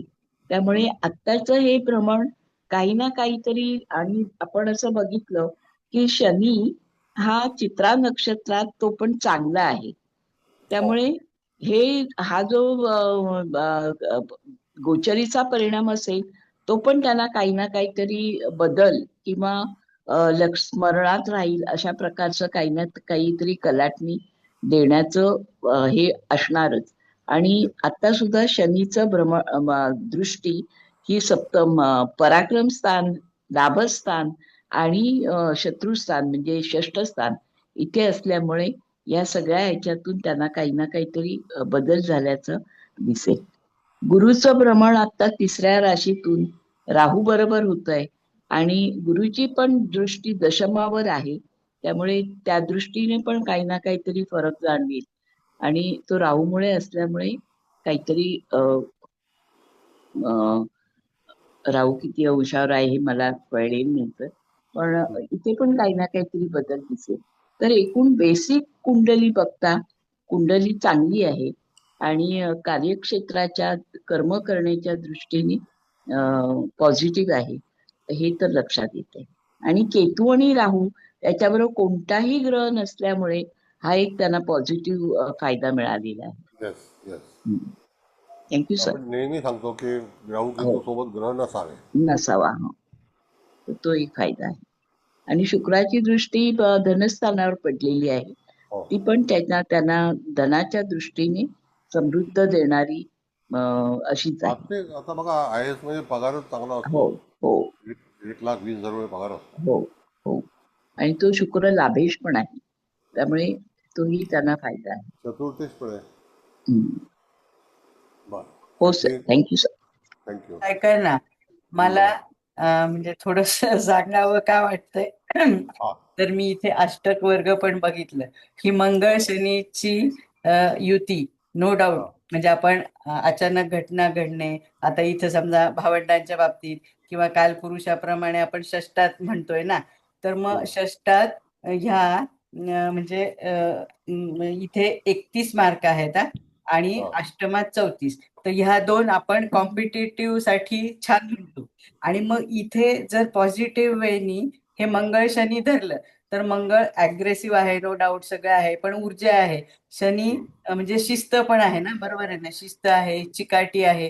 म्हणजे हे इथं ह्या दोघांनी आलं. आणि अष्टक वर्गामध्ये बघा ह्या म्हणजे 31 मार्क आहेत ना, तर त्याच्यात मंगळाने 4 मार्क दिले आणि शनीनी पण 3. आणि अष्टमात मंगळाने 3 आणि शनीने चक्क 6 मार्क दिलेत. म्हणजे ते प्रशासन वगैरे आपण आलं. पण ह्या ज्या कॉम्पिटेटिव्ह परीक्षा असतात ना, त्याला म्हणजे खूप मेहनत करावी लागते ना. आणि IAS होणं तर हे जोक नाहीये ना. तर म्हणजे इथे आपण असा पॉझिटिव्ह वेनी विचार केला तर हा मंगळ शनीला ऊर्जा देतो आणि हा शनी मंगळाला कंट्रोल करतो, इकडे इकडे जाऊ देत नाही. खूप भागमभागी करणारा तो आहे मंगळ. जरा अग्रेसिव्ह आहे, असा खूप हे करतो, कधी कधी अविचाराने पण निर्णय घेतो. शिवाय इथे तो पुष्कर नवंशात आहे, शिवाय तो दशमेश पण आहे, पंचमेश पण आहे. तर म्हणून आपण म्हणजे पॉझिटिव्ह वेनी पण ह्याचा विचार अशा पद्धतीने करू शकतो का, असं मला फक्त एक विचारायचंय तुम्हाला सर. तिची पत्रिका जर तुम्ही पाहिली, हा बोला बोला. झालं माझं बोलून. हा, मंगळ शनीच्या युतीची जेव्हा तुम्ही पत्रिका पाहाल हा. तर जीवनामध्ये जो कोणी असेल येस. तर अकस्मात घडामोडी ह्या होतातच होतात, हो हे ना. ठरलेले नियम आहेत. हम्म. तर तसं हे कोणाबद्दल होईल तर भावंडा संदर्भात होऊ शकतं, कारण तृतीय स्थान आहे. Yes yes. दुसरी गोष्ट की शनियुक्त असल्यामुळे पुढे जाऊन कायदा कानून खटला वगैरे पण होऊ शकतो. बरोबर आहे. जेव्हा जेव्हा अशी जी युती असते त्यावेळेला मंगळासोबत असणारा ग्रह हा जर त्याचा शत्रू असेल तर त्या ठिकाणी निश्चितच तिथे काही ना काहीतरी कायदेशीर प्रक्रिया होते. हो. आणि तो एक भाग आहे. हा, बोलताय का तुम्ही, बोला. हा. तो एक भाग आहे. हा. दुसरी गोष्ट की भाग्यस्थानाचा अधिपती हा केंद्रात आहे. येस. म्हणजे त्रिकोणाचा अधिपती जेव्हा केंद्रात येतो तर त्याला एक बळ प्राप्त होतं, आणि केंद्राचा अधिपती केंद्रात येतो म्हणजे चंद्र. तर इथे केंद्र आणि त्रिकोण जर तुम्ही तपासलं म्हणजे 12वी रास म्हणजे मीन राशीचा अधिपती ही त्रिकोण रास आहे, आणि तो केंद्रामध्ये गेलेला आहे, तर तो पॉझिटिव्ह आहे. आपण सूर्य सिद्धांतामध्ये पण असा विचार केलेला आहे. हो सर. आणि लग्नेश केंद्रातच आला ना, म्हणजे चंद्र. आणि तो रवी युक्त आहे. हो हो हो. आणि रवी जो आहे तो आपण जर बघितलं तर एक उच्चीचा ग्रह त्याच्या सोबत बसलेला आहे. म्हणजे सूर्य उच्चीचा आहे, सोबत चंद्र आलेला आहे. तर मेष राशीचं वर्णन आपण जर बघितलं तर ती धाडसी रास आहे, आणि काही ना काहीतरी जीवनामध्ये करायचं असेल तर मेष राशीतला ग्रह तुम्हाला प्रत्येक राशीतला ग्रह तपासला पाहिजे. आता सिव्हिल सर्व्हिस आपण बघितली तर कर्क राशीतली सिव्हिल सर्व्हिस आहे. बरोबर आहे. आणि समोर त्याच्या हे आलंच ना, म्हणजे 10 म्हणजे मकर, ती पण प्रशासकीय. हा. आणि इकडे ऐका ना सर, हा शनी राहूच्या मुखात बघतोय ना, तर तिथे विद्युन्मुख पण आलंय. तर मग मला पुढे तेच सांगायचं होतं, मंगळ शनी आहे, त्याचे निगेटिव्ह इफेक्ट नो डाऊट ह्याला मिळणार. तर मे बी आपण असं म्हणू शकतो का, भावंडांच्या बाबतीत एखादं ह्या जातकाला म्हणजे बघायला लागलं काहीतरी दुःखच म्हणावं लागेल ना, विद्युन्मुख बिंदू आलाय तिथे. आणि शिवाय तो शनी पण तिथे त्या राहूच्या मुखात बघतोय, ऑलरेडी गुरु पण बघतोय तिथे. तर म्हणजे हे असं तर होणार. शिवाय मंगळ इथे चतुर्थ म्हणजे त्याची दृष्टी केतूवर पण आली. ते भावंडांचं दुःख म्हणा, किंवा हे मंगळ शनी युती कालपुरुषाप्रमाणे षष्ठ स्थानात बघितलं तर ह्या जातकाला पण आपण म्हणजे बुधावरनं कसं खांदे किंवा हात असे त्या पण गोष्टींचा त्याला स्वतःला पण त्रास म्हणजे होऊ शकतो, असं जर मेडिकली पण म्हटलं तर. आणि तुम्ही नेहमी सांगता की 3rd हाऊस मध्ये आणि भाग्यात म्हणजे ग्रह मोस्ट प्रॉबेबली नसावेत. ते ग्रह म्हणजे काय खूप तुम्हाला काय म्हणायचं, मेहनत करायला लावतात. तर इथे तर आता 3rd हाऊस मध्येच मंगळ शनी आले, नो डाऊट जातकाला मेहनत करावीच लागली आहे. ते सप्तम स्थान पण खराब झालं ना, तर तिथे पण ते पण प्रॉब्लेम आलेच आहे. प्रॉब्लेम आहे. सप्तमेश कोणासोबत आहे, कंपबिंदू आलाय शिवाय तिथे. तर त्याला त्याचं फलादेश अवलंबून आहे की ग्रह कोणाच्या सोबत आहे. लग्नेश हा सूर्यासोबत आहे, एकमेकाचे ते मित्र आहेत. बुध सुद्धा जो आहे तो सुद्धा चांगला आहे. त्या ठिकाणी बुध पराक्रमेश पण आहे, आणि तसाच आपण बुध बघितला तो 12व्या स्थानाचा पण अधिपती आहे. तिथे बुध हा त्या ठिकाणी लेखन किंवा हार्डशिप हे निश्चित आहे. पण इथे ऐका ना, या शुक्रावर गुरुची दृष्टी आहे, म्हणजे थोडंफार अगदीच हे यांचं म्हणजे पूर्णच टोकाला सप्तम स्थान गेलं असेल असं नसेल ना का, काय नाही, गुरुची दृष्टी कुठे आहे? आहे ना, शुक्रावर अष्टमावर म्हणजे अष्टम शुक्रावर स्थानावर. आहे, पण ते लग्न झालं हो हो त्यानंतर लग्न होण्याला कारणीभूत आहे, ठीक आहे, पण नंतर पुढे आंदोलनं झाली ती अच्छा कशामुळे हा झाली? होणारच ना, कारण जो सप्त म्हणजे शुक्र जिथे बसलाय ज्या राशीत त्याचा स्वामी शनी मंगळाबरोबर बसलाय ना. Yes. आता भाग असा आहे मॅडम की त्या व्यक्तीचा जोडीदार सुद्धा सरकारी अधिकारी आहे. असणार. म्हणजे दोघांची भिन्न भिन्न ठिकाणी ट्रान्सफर, हा एकाची कलकत्त्याला तर एकाची मद्रासला, अशी भानगड आहे. म्हणजे अशा कारणास्तव हो. मे बी हे आहे ना म्हणजे. Yes. Yes. बोला. सर एक आणखी बोलू? कोण? हा बोला बोला बोला. आता मॅडमने अष्टक वर्गावरनं सांगितलं ना, तर मी हा. आता कक्षाबळ पाहिलं ना, तर हा. ते तृतीय स्थानाला 40 गुण आहेत सर. हा. आणि अष्टम स्थानाला 41 आहेत. ओके. मग हे कसं आपण लक्षात घ्यायचं? आता आश्रम स्थान काय दरवेळेला वाईट असतं का मॅडम? नाही नाही, तसं नाही मी म्हणते. फलादेशाच्या दृष्टीने कक्षेची ताकद बघताना कसं बघायचं? आता कक्षा अष्टम आणि कुठला आहे जास्ती? कक्षानं अष्टमाला एक मिनिट सर सांगते. रवीचं बळ आहे, चंद्राचं आहे, बरोबर आहे. दशम स्थानाचंच सगळं बळ आहे. हा. मग आता ते कक्षा बळातले सगळे ग्रह जे आहेत ते दशम स्थानात आले ना? हो हो हो हो. आणि दुसरे जे ग्रह आहेत ते कुठल्या स्थानात आले? म्हणजे ह्याच्या दृष्टीने अष्टमाचेच हा. एक मिनिट. म्हणजे त्यांचे हे गुण सांगू का? नाही, आता असं आहे मॅडम की मला 34 गुण आहेत मॅडम.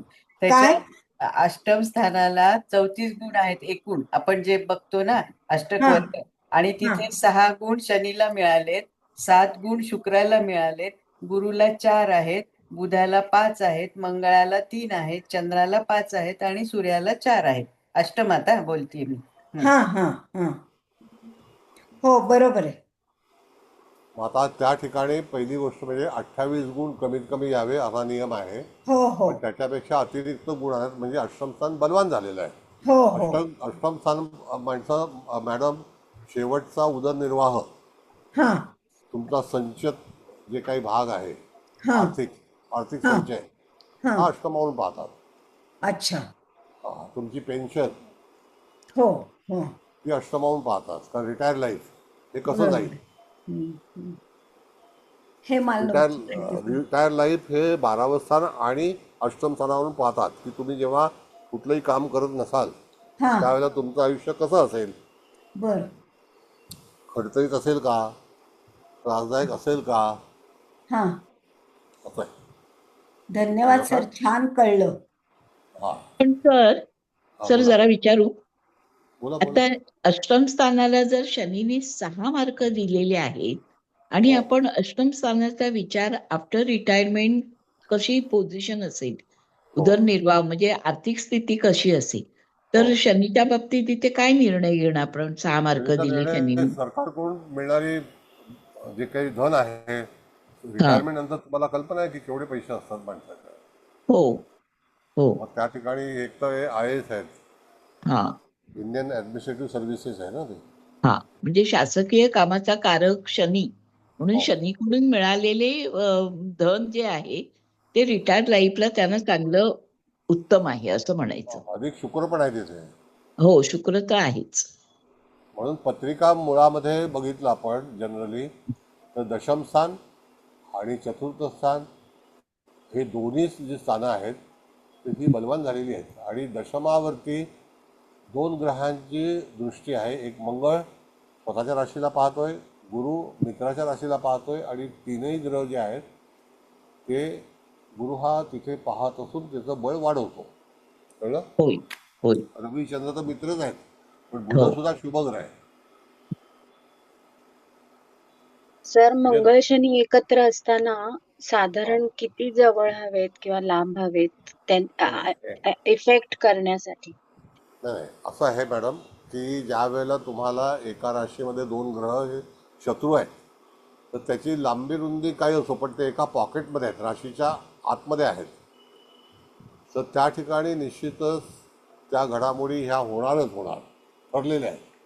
आता त्या कशा स्वरूपाच्या असतील, कळलं का?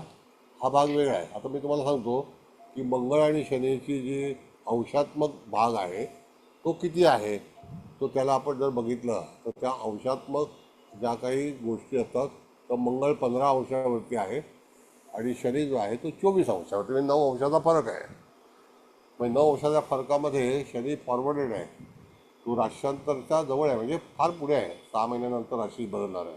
पण तरीसुद्धा एका स्थानामध्ये तिथे असल्यामुळे त्या घटना ह्या पराक्रम स्थानाला होणारच.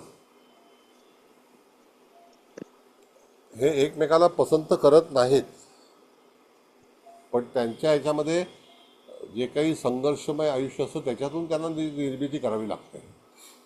कळलं? आता हीच युती जर दशमात असती तर, लग्नात असती तर, त्याच्यावरती फरक आहे. हा त्याच्यावरती फलादेश आहे. लग्नात पण शनी मंगळाची युती असू नये. एखादा भाग असा आहे मॅडम की काही गोष्टी शनी मंगळाच्या युतीमध्ये माणसाला त्याग कराव्या लागतात. तसेच ह्या व्यक्तीच्या जीवनात भावंडांचा त्याग झालेला आहे. कळलं? म्हणजे भावंडांपासून दूर आहे, बोलचाल नाही, हे पण सगळ्या गोष्टी पाडल्या जातात ना.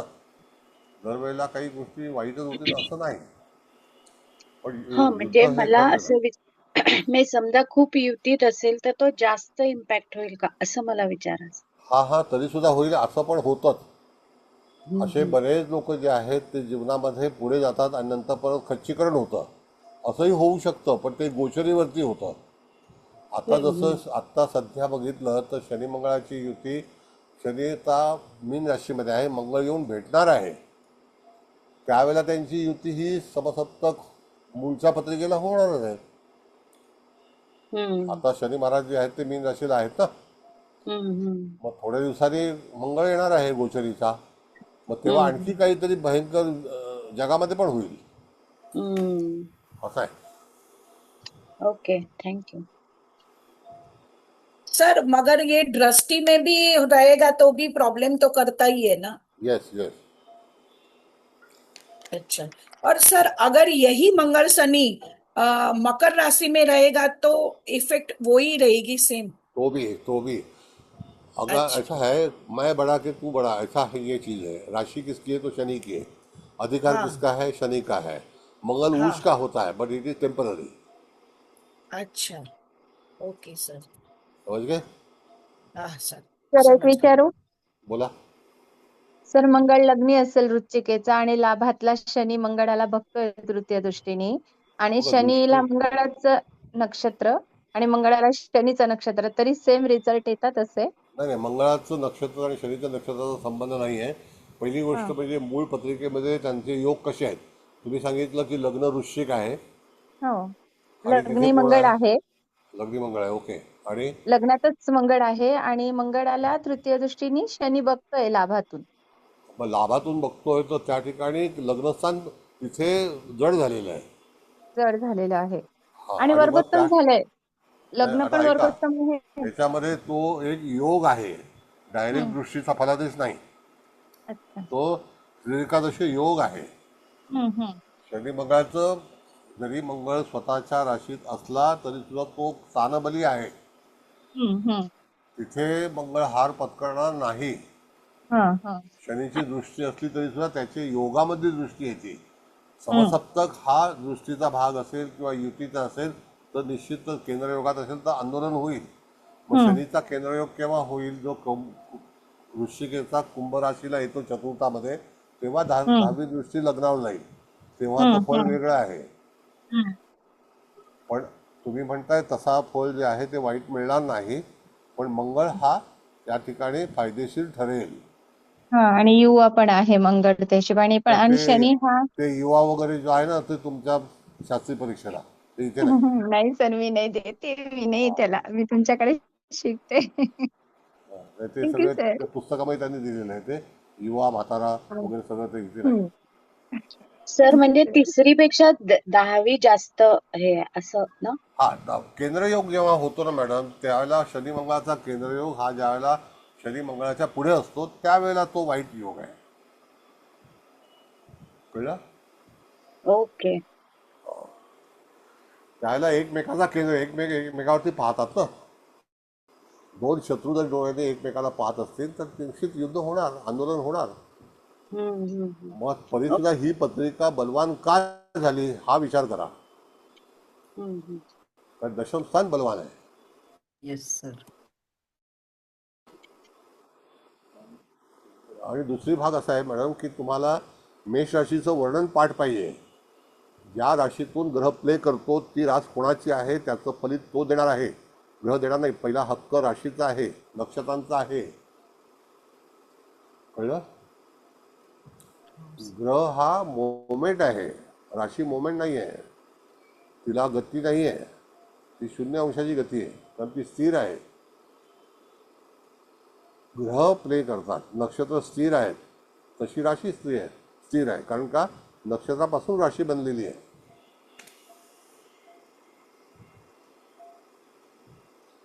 हा सगळा विचार करायचा की कोणत्या राशीत. जसं तूळ राशीतला गुरु आहे हा शुक्राच्या राशीतला आहे. त्यातला सूक्ष्मांश आपण जर बघितला तर दरिद्रांश येतो, मग त्याला तो वाईट आहे. पण इथे मकर नवमाठ चांगला आहे, धनांश आहे. मग तेव्हा तुम्हाला वळायचं आहे सूक्ष्मांशाकडे. कळलं का? आणि पत्रिकेचा परिचय जर समजा ही पत्रिका तुम्हाला एखाद्या 12 वर्षाच्या मुलाची आली तर त्यावेळेला त्याचं करिअर कसं होईल तेव्हा दशमस्थानाकडेच जायचं आहे. तेव्हा लग्नाचा विचार करायचा नाही आहे.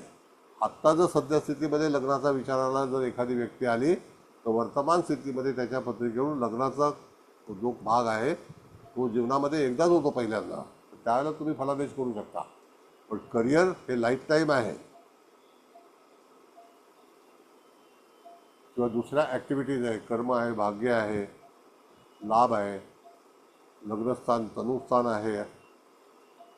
लग्न बलवान असायलाच हवं. लग्नाधिपती बलवान असायला हवा. पण लग्नामध्ये जर मी मगाशी सांगितल्याप्रमाणे राहू केतूसारखे जर ग्रह असतील किंवा शनी असेल लग्नी तरीसुद्धा जातकाच्या जीवनामध्ये तुम्ही कर्केच्या शनी हा जो आहे 1973-74 सालच्या जन्माचे लोक पहा. त्या लोकांच्या जीवनामध्ये आईचं दुःख हे निश्चित आहे. कारण कर्कराज ही कालपुरुषाला मातेची आहे. तसं ठरलेलं आहे. पित्याची जी कालपुरुषाची जी रास आहे ती मकर आहे. आणि इथे दशमस्थान बलवान आहे. म्हणजे इथे जे वडील आहेत ते सुद्धा सरकारी याच्यामध्येच होते कार्याला, आंध्र प्रदेशमध्ये.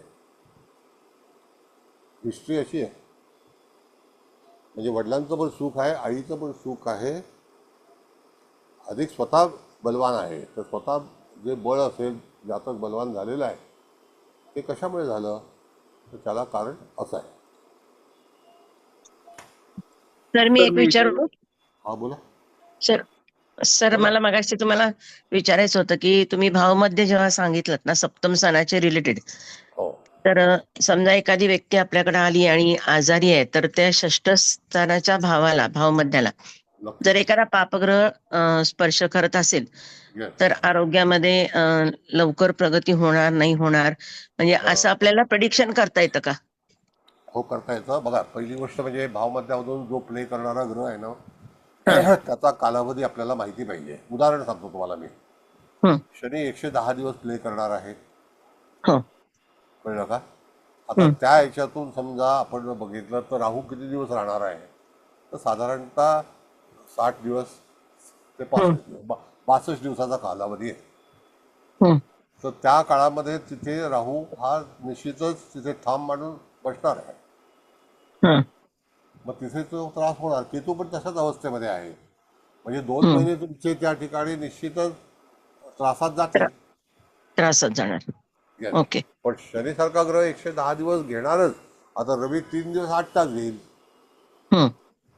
मग तुम्हाला जर एखादा भावमध्याला तिथून जाणारा ग्रह हा किती वर्षातून तिकडे जाणार आहे हा पण बघा. षष्ठ स्थानाचा राहू 18 वर्षांनी जाईल, केतू 18 वर्षांनी जाईल, शनी 30 वर्षांनी जाईल. असं आहे ना.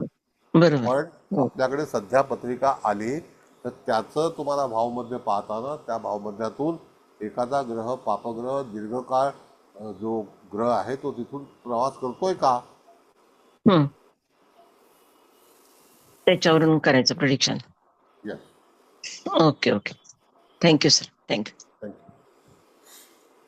भावबद्ध पाहावा, सवय ठेवावी, नो डाऊट. हां हां. पण तिथे वर्तमान ग्रह कुठून चाललाय का? आता वर्तमान म्हणजे गोचरीचा ग्रह समजा आता मीन गोचरी. राशीला आहे. हम्म. मीन राशीला शनी महाराज किती अंशावरती आहे त्याच्यावरून भाव नक्की करायचा. हां हां. बरोबर भावबद्ध बरोबर. असं आहे. Thank you sir. अगर सर एक या दो ग्रह उसमें रहेगा तो कैसे प्रिडिक्ट करने का सर? तो भी वो जो ग्रह का जो ये है एटीट्यूड है वही मिलेगा. वो फलादेश वही अच्छा. ग्रह देता है. अगर दो ग्रह साथ में है, अभी एक बात सुनो मेरी मैडम, हाँ अभी गुरु हाँ मिथुन राशि में है, तो हाँ मिथुन राशि में राहु ना है, ना केतु है, ना शनि है, फिर बराबर. तो गुरु का ही फल मिलेगा ना. हाँ सर. तो गुरु के साथ में कौन आ सकता है? तो सूर्य आ सकता है, चंद्र आ सकता है, बुध आ सकता है, लेकिन लेटर ऑन, नॉट नाउ. अच्छा. समझ गए? वो जून जुलाई हाँ की बात सर. है. Okay sir. हाँ,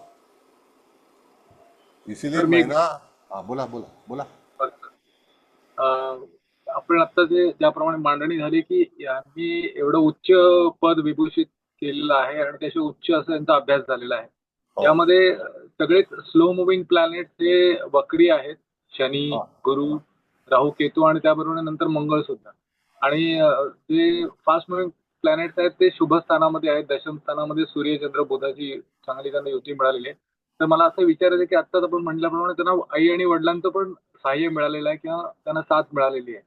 तर इथे मंगळ वक्री असताना सुद्धा तो भाग्यस्थानावरती बघतोय आणि भाग्यस्थानाचा भाग्य चतुर्थ स्थानात आहे. तर मला असं विचारायचं की ह्यांना हा अभ्यास करण्यामध्ये प्रॉपर मेंटरिंग पण मिळालं असावं ना, प्रॉपर गुरु पण मिळाले असावेत ह्या सगळ्याची वाटचाल करताना. पहिलं मी तुमचं वक्रीचं जे नाही हे हा. वॉशआउट करतो. ओके. आता मला सांगा की शनी महाराज जे आहेत ते साधारणतः 2.5 वर्षामध्ये 410 दिवस वक्री होतात. अच्छा. तर त्या 2.5 वर्षामध्ये 410 दिवसात जन्मलेली माणसं सगळी कमकुवत असतील का? नसणारच. हा? नसतीलच. मग 2.5 वर्षाचे दिवस किती झाले? 700. हो. 700 2.5 1000 दिवस होतात. हा. मग त्या 1000 दिवसामध्ये 400 दिवस जर वक्री ह्याच्यामध्ये गेले तर त्या ठिकाणी माणसं काही तशीच जन्माला येतील का? वक्री ग्रहाचा जो भाग आहे तो अच्छा. त्या ठिकाणी वक्री ग्रह फलित चांगलंच देणार हे निश्चित आहे. आपण फक्त वक्री ग्रहाला फलित मिळणार नाही आपले विचार आहेत ते. आता ही व्यक्ती गुरु वक्री आहे म्हणून तिचं भाग्य झालं नाही किंवा होणार नाही असं फलित सांगून ही तुमच्यासमोर जर व्यक्ती आली की मी अशा तऱ्हेची आहे, तर मग तुम्ही त्याच्यावरती काय उत्तर देणार? नाही म्हणजे माझं विचार असं होतं की वक्रीमुळे त्यांना तो चांगलं प्रॉपर मेहनत घेण्यासाठी एक चांगल्या प्रकारचं गुरुवलय मिळालं असेल आणि त्याच्या पाठोपाठ त्यांनी स्वतःचा नाही, अभ्यास त्याच्यामुळे घडवला. मिळालं नाही. त्याच्यामुळे असं मिळालं नाही. तो वक्री अच्छा. ग्रह जो आहे आता पहिला म्हणजे दशम स्थान जे बलवान आहे तर तिथे काम करण्याची वृत्ती आहे. अच्छा. अच्छा. दशम स्थानामध्ये ग्रह असावा तर तुमचं भविष्य म्हणजे कर्माचं भविष्य जे आहे ते त्याच्यावर अवलंबून आहे. ओके. दशम स्थानामध्ये असणारे ग्रह तुम्हाला अप्रोच करतात हम्म. की तुम्हाला कुठे जायचं आहे. येस. ते तुम्हाला वळण दाखवतात, तुमची क्रिया दाखवतात, कारण ते कर्मस्थान आहे. हो नाही. कळलं? आता Yes. चतुर्थातला ग्रह तुमची ग्रहस्थिती दाखवतो. हम्म. गृहस्थिती म्हणजे तुमचं वास्तव्य. येस. येस. परकाम स्थान हे तुम्ही काय करणार आहात हे दाखवतं. धनस्थान हे तुमची वाचा आणि संचय दाखवतो, कुटुंब दाखवतं. मग तसं बघितलं तर धनेश जो आहे तो सूर्य उच्चित आहे म्हणजे कुटुंब कसं असेल. म्हणून दशम स्थानावरती ग्रहाची दृष्टी फक्त मंगळाची आणि ती स्वतःची रास आहे. कळलं? येस. दुसरा भाग असा आहे तारेसाहेब की हा मंगळ जो आहे तो सूर्याच्या षष्ठात आला आहे. तो सूर्याच्या षष्ठामध्ये जेव्हा ग्रह येतो तो मंगळ हा ग्रह दीर्घकाळ वक्री असतो. त्याच्यानंतर तो सप्तमात आला तरी सुद्धा अतिवक्री होईल. त्याच्यानंतर अष्टमात आला तरी सुद्धा वक्री असेल, म्हणजे वृश्चिकेला. म्हणजे अशा वेळेला हा मंगळ त्या ठिकाणी मार्गी व्हायला साधारणतः 180 दिवस लागतात, म्हणजे रेग्युलर व्हायला. मार्गी म्हणजे रेग्युलर. Yes sir, yes. कळलं का? मग आता जन्मताच मंगळ जो आहे तो 8 अंशाचा आहे, तर ग्रह 7 अंशाला वक्री होतो. मागे सांगितलेलं आहे की शनीसारखा ग्रह सुद्धा 7 अंशाच्या पलीकडे पल्ला गाठू शकत नाही, त्याच्यानंतर रेट्रोग्रेड होऊन तो 0 अंशावरती येतो. Then restart. जसं आत्ता मीन राशीतल्या शनीचं, आत्ता तुम्ही जर मागे पंचांग पाहिलं जाऊन 29 मार्च नंतर पंचांग वाचायला सुरुवात करा, ते तुम्ही जुलै महिन्याच्या 28 तारखेपर्यंत. त्याच्यानंतर पुन्हा आता शनी मार्गी झाले, त्यावेळेला तिथे किती डिग्रीचं होतं, तर त्यावेळेला 0 अंशाचं होतं. 0 अंशावर आता बरोबर 4 कळलं अंश. का? होय होय. त्यावेळेला सुंदर, ते सुंदर. नोव्हेंबर महिन्याच्या 28 तारखेला मार्गी झाले. म्हणजे ग्रहाचं आकाश हे असंच आहे. कळलं? Yes sir, yes sir. हा. मग आता तेवढ्या याच्यामध्ये जेवढी मुलं जन्माला येतील तर त्यांचं भविष्य पूर्ण 0 आहे का? नसणार. हा फक्त प्राथमिक शिकवणाऱ्याने आपल्याला आपल्यावरती लादलाय. हो. परफेक्ट संबंध मानस. Thank you very much. क्लास.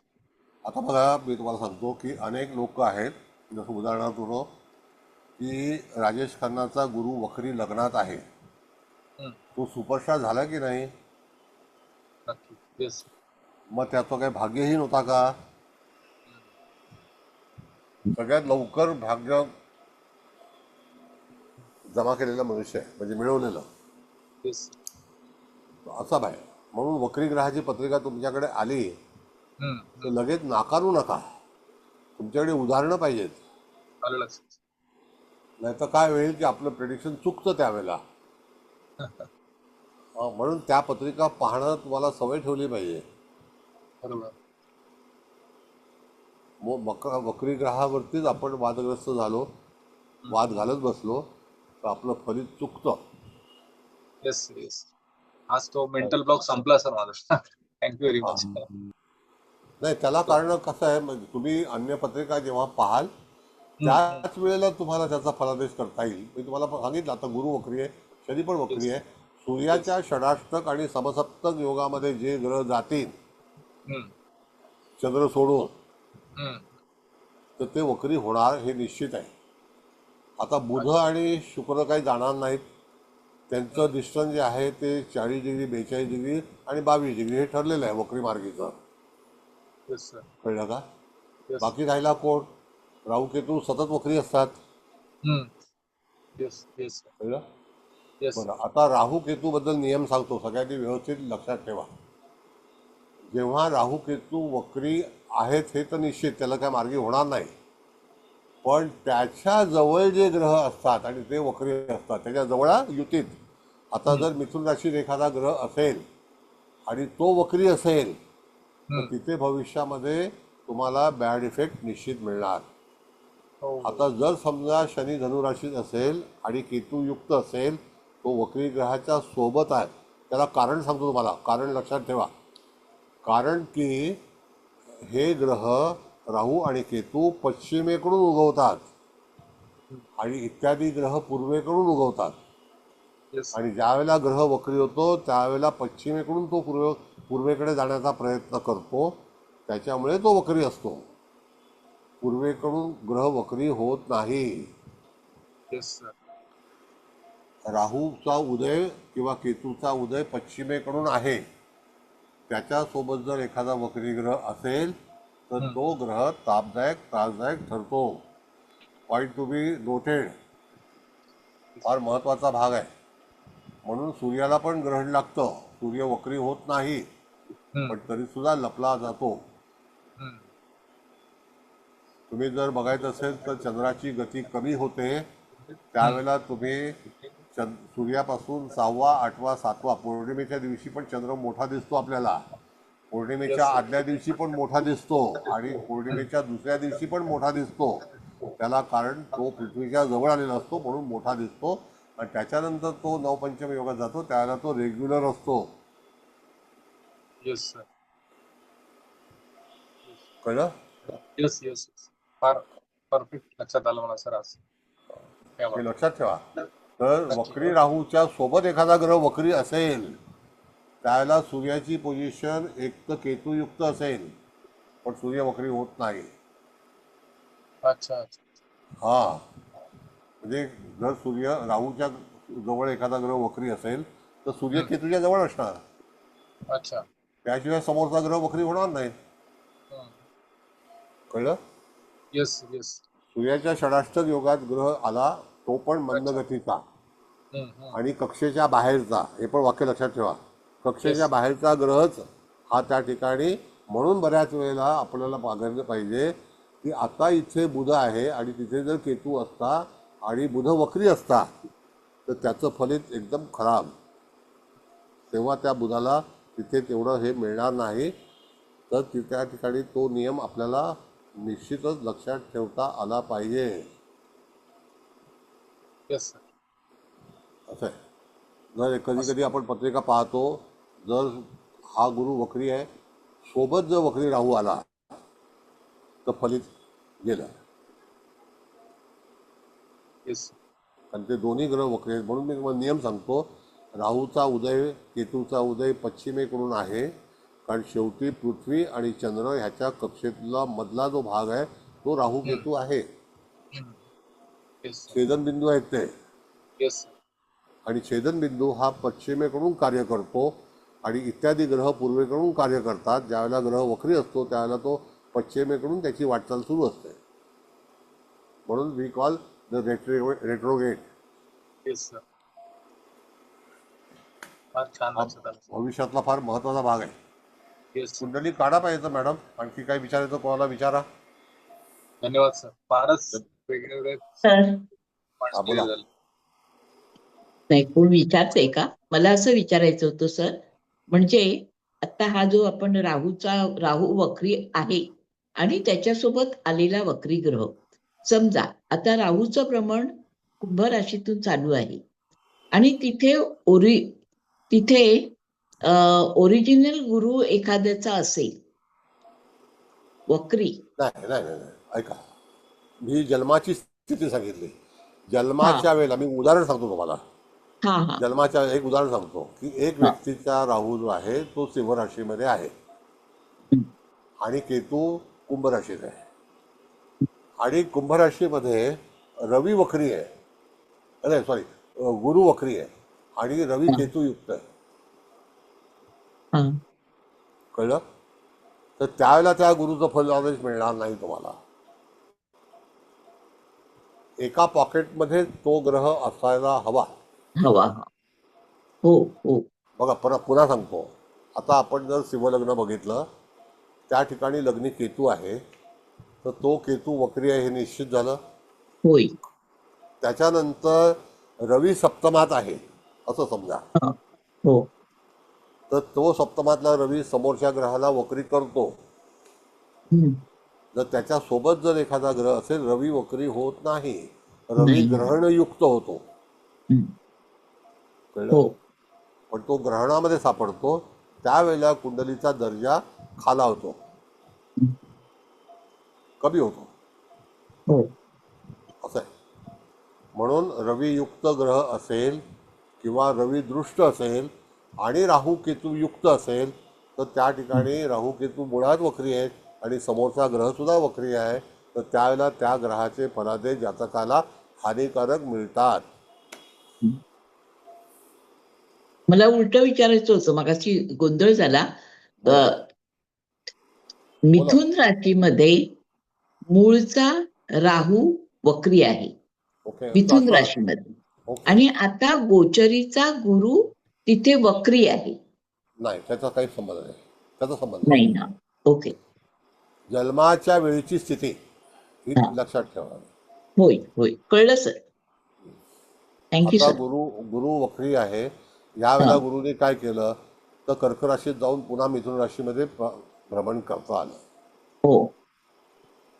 मग त्या ठिकाणी गुरु हा परत आला, त्याला कारण काय की मिथुन राशीच्या वरून पुढे वृश्चिकेला जेव्हा सूर्य आल्यानंतर गुरु मार्गी झाला, मार्गी म्हणजे वक्री झाला, सॉरी. तर वक्री त्या झाला. ठिकाणी आपण जर बघितलं तर त्यावेळेला शनी मार्गी झाला. होय. 28 नोव्हेंबरला म्हणजे सूर्य हा बरोबर त्यावेळेला 12-13 डिग्रीचा असताना शनी मार्गी झाला 0 अंशावर. कळलं? होय. 28 नोव्हेंबरला रवी हा किती अंशाचा असेल तर 13 अंशाचा, 12 अंशाचा. त्यावेळेला ते नक्षत्र कुठलं असेल वृश्चिक राशीतलं तर ते अनुराधा नक्षत्र. हे समाप्तीचा काळ 16:40ला सुरू होतं ज्येष्ठा. त्याच्या वृश्चिक नवमाशामध्ये, वृश्चिक राशीच्या वृश्चिक नवमाशामध्ये आल्यानंतर शनी महाराज जे आहेत ते मार्गी झाले आणि गुरु वक्री झाला. कारण का की त्या ठिकाणी मिथुन आणि वृश्चिक हे षडाष्टक योगात आहेत, नाही का? होय होय सर. म्हणून. आणि वृश्चिक आणि मीन नवपंचम योगात आहे. कळलं? हो. असं कॅल्क्युलेशन आहे ते गोचरीचं. Thank you sir. तुमच्या प्रश्नाचं निवारण झालं का? हो हो सर. हो सर, थँक्यू. धन्यवाद.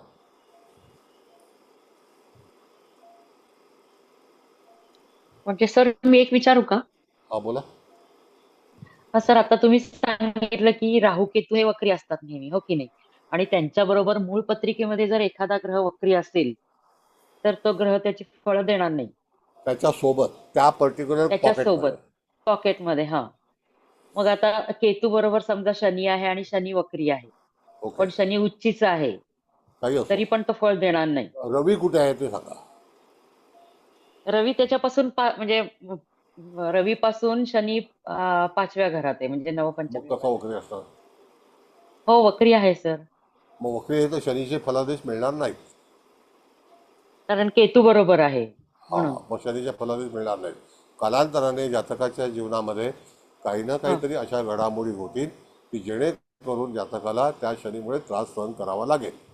मग तो जर त्या ठिकाणी पंचमेश असेल तर पंचमाचा फलादेश, जर तो मिथुन राशीला असेल तर मिथुन राशीच्या संदर्भातला फलादेश. हा, समजा पंचमेश आहे तर म्हणजे मग चतुर्थेश आणि पंचमेश असा असेल. हा, मग तुळ लग्नाला आला. त्या तुळ लग्नाला आला. तुळ लग्नाला, हो, तुळ लग्नाला. पण म्हणजे मग नाही मिळणार फलादेश. आणि चतुर्थ आणि पंचमाच्या बाबतीत काही प्रॉब्लेम. चतुर्थ म्हणजे आपल्या आईचं स्थान आहे. हो, आईपासून तटाटूट होणे, लांब राहणे हा भाग आहे.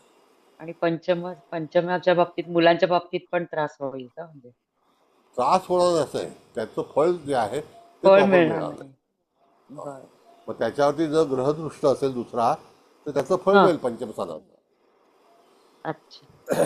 पंचमावरती एखाद्या ग्रहाची दृष्टी असेल तर फळ मिळेल. मी पुन्हा सांगतो की राहू आणि केतू हे पश्चिमेकडून उदयाला येतात आणि ग्रह जेव्हा वक्री होतो त्यावेळेला पश्चिमेकडून चाललेला असतो. त्यावेळेला राहूयुक्त जर असेल तर किंवा केतूयुक्त असेल तर त्या ग्रहाचं फलित कमकुवत असतं, कालांतराने त्याचा त्रास होतो. असं आहे. समजलं सर, थँक्यू सर. मग त्या स्थानाचा अधिपती कोण आहे त्याच्यावरती ते अवलंबून आहे. तर मग इथे शनीचीच दृष्टी येणार ना पंचम स्थानावर? नाही, शनीची कशी येईल? शनी नाही, शनीची नाही येणार ना. येणार ना सर, शनीची 10वी दृष्टी येणार ना. नाही, शनी अहो सर, शनी जर मिथुन, सर तुळ लग्न आणि मिथुनेला शनी केतूची युती, मग शनीची दृष्टी पंचमावर येते ना सर. मिथुनेला नाही, लग्नातच तुळेतच शनी केतूची युती. अच्छा, तुळेत आहे. Okay okay. हा, म्हणजे सप्तमावरती आणि तिसरी दृष्टी पराक्रमावर जाईल. मग त्यावेळेला शनी केतूची युती जी होती ना मॅडम, ही 85च्या जवळपास होती. कळलं का? 84-85. हो, बरोबर आहे. 85च्या दरम्यान होती. 85, हो बरोबर आहे.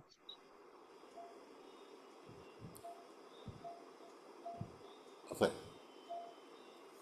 बरं, कोणाला काही कळलेलं असेल, काही बोलायचं आहे?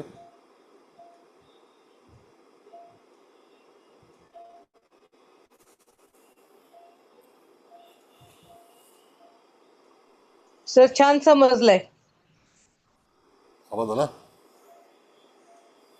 बरं, दुसरी गोष्ट काय आहे की हे जे दुःख असतं ते कधी कधी आंतरिक असतं, मानसिक असतं, ज्याला स्ट्रगलर म्हणतो आपण. हो हो, म्हणजे कळलं का? कोणाला बोलून दाखवू शकत नाही. येस, बरोबर आहे. अंतर्मनातलं दुःख ज्याला आपण म्हणतो. अंतर्मनातील दुःख. आता लग्नस्थानामध्ये हे ग्रह असल्यामुळे काय होतं माणसाला, तुम्ही आता जी पत्रिका सांगितली तर तूळ लग्नाची लग्नी हा तूळ सर. आहे. हो मग तिथे जबाबदाऱ्या भरपूर असतात, फुरसत नसते. हो, भरपूर. हो, बरोबर आहे. हा भाग अगदी आहे. बरोबर आहे. कळलं का? हो प्रथम हो. स्थान कार्यरत होतं त्यावेळेला दुसऱ्या स्थानाच्या बद्दलचं फलित जे आपल्याला, आता चतुर्थ हं. स्थान हे मातेचं आहे, मातेपासून मातेच जर आहे. हो तिथे दूरवर जाणं हे चिंताकारकच आहे. मग आईला मुलीची हो. चिंता, मुलीला आईची चिंता, ह्या दोन्ही आईची तिथे होतात. चिन हो हो सर, कळलं का? बरोबर आहे. असा भाग. हो मग समजा गुरु हो, असेल तर, मग गुरु असेल तर मुलांची चिंता लागेल. नातेसंबंध तसेच हो आहेत. हा दुसरी गोष्ट अशी आहे मॅडम की त्या ह्याच्यामध्ये शनी केतूची युती अशी असेल तर हा कदाचित त्या ठिकाणी आपल्या माहेरचं म्हणजे आईच्या माहेरच्या कुटुंबातील व्यक्ती हा. निधन झाल्यानंतर जन्माला आलेली व्यक्ती असू शकते, असं आहे. अरे बापरे. हो का? म्हणजे म्हणजे ज्यांच्या तो कुंडलीमध्ये अशी युती आहे ती व्यक्ती ती व्यक्ती अं, आईच्या माहेरी एखाद्या व्यक्तीचं निधन झालं असेल हा तर तर त्याचा ते तो भाग आहे. बर बर. मग तो कोण पूर्वज जे असतील ते थँक्यू. हो हो. अच्छा. ते थँक्यू शोधायला सर. पाहिजे, ते वैयक्तिक व्यक्ती हो, शोधायला पाहिजे. हो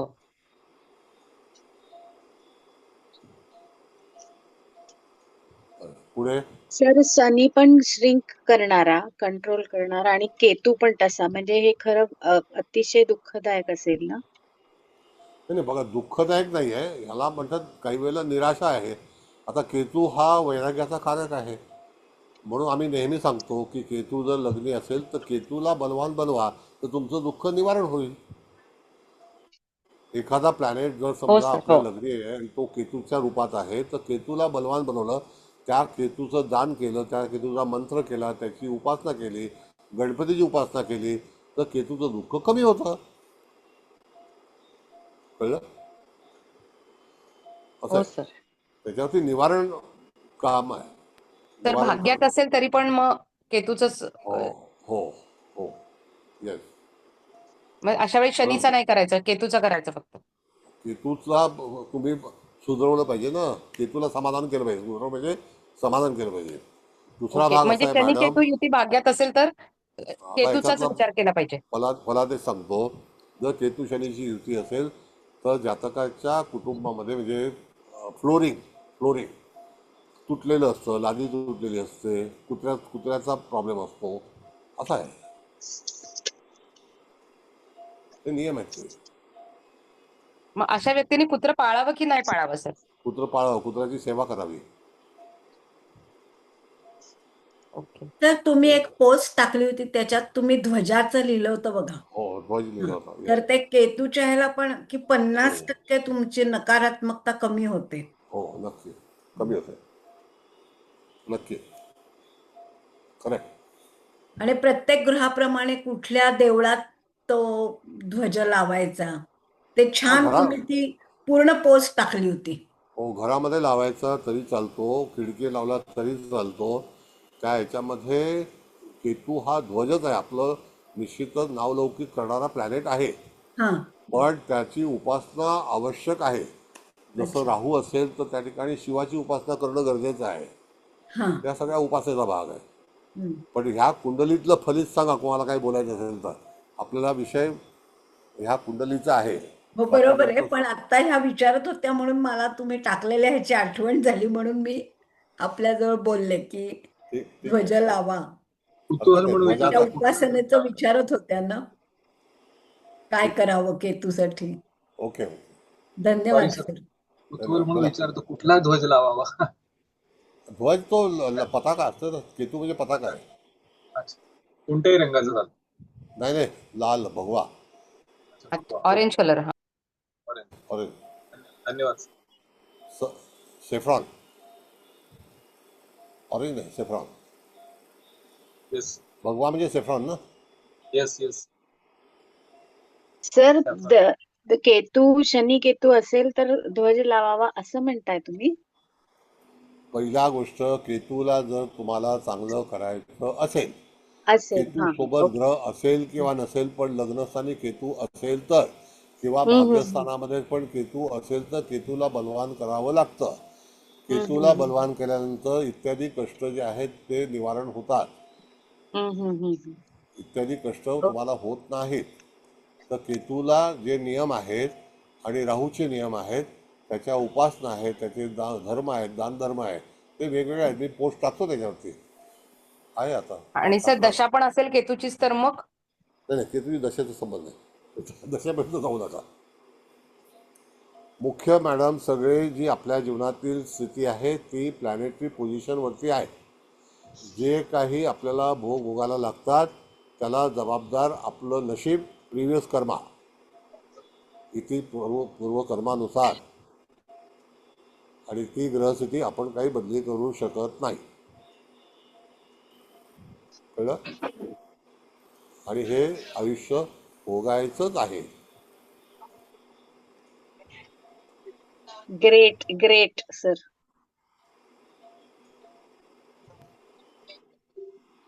बोला. हे एकदम एक नंबर सांगितलं तुम्ही. काय हेच की जे है सो है असं. आता जे आहे त्याला तुम्ही जन्म घेताना काही चॉईस नाही आहे.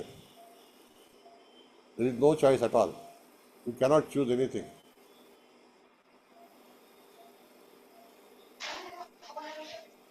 कळलं का? अरे बापरे, बराच वेळ झाला. ठीक आहे, आता भरपूर वेळ झाला आहे. आता अभिप्राय कोण देणार आहे तो अभिप्राय द्या. मला काही विचारायचं असेल तर विचारा. त्याच्यावरती आज मी ही पत्रिका स्पष्ट केलेली आहे. त्याच्याबद्दल काही गोंधळ आहे का? तुमच्या मनात काही शंका आहेत का?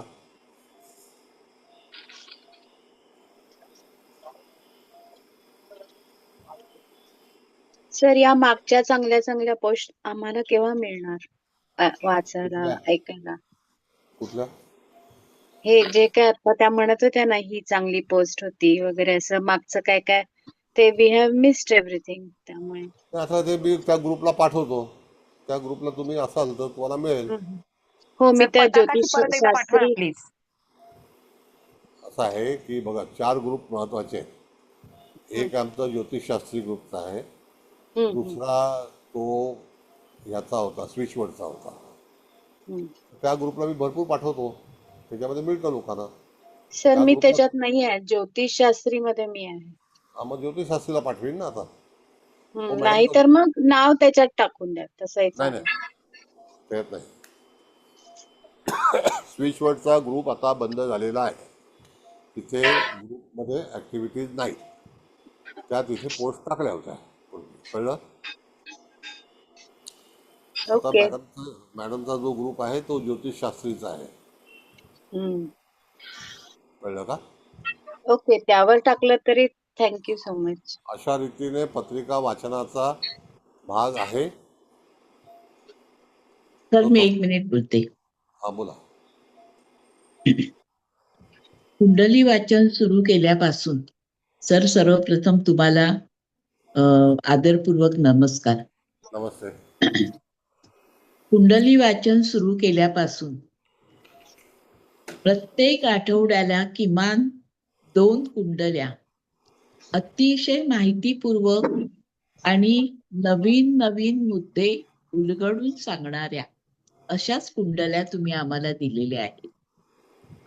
आता ह्याला बरेच कुंडल्यांचे तास झाले, पण आज सुद्धा असं जाणवतं की ह्या कुंडलीतून मला हा नवीन मुद्दा मिळाला, किंवा हा एक मुद्दा आपल्याला ज्ञानात भर टाकणारा मिळाला.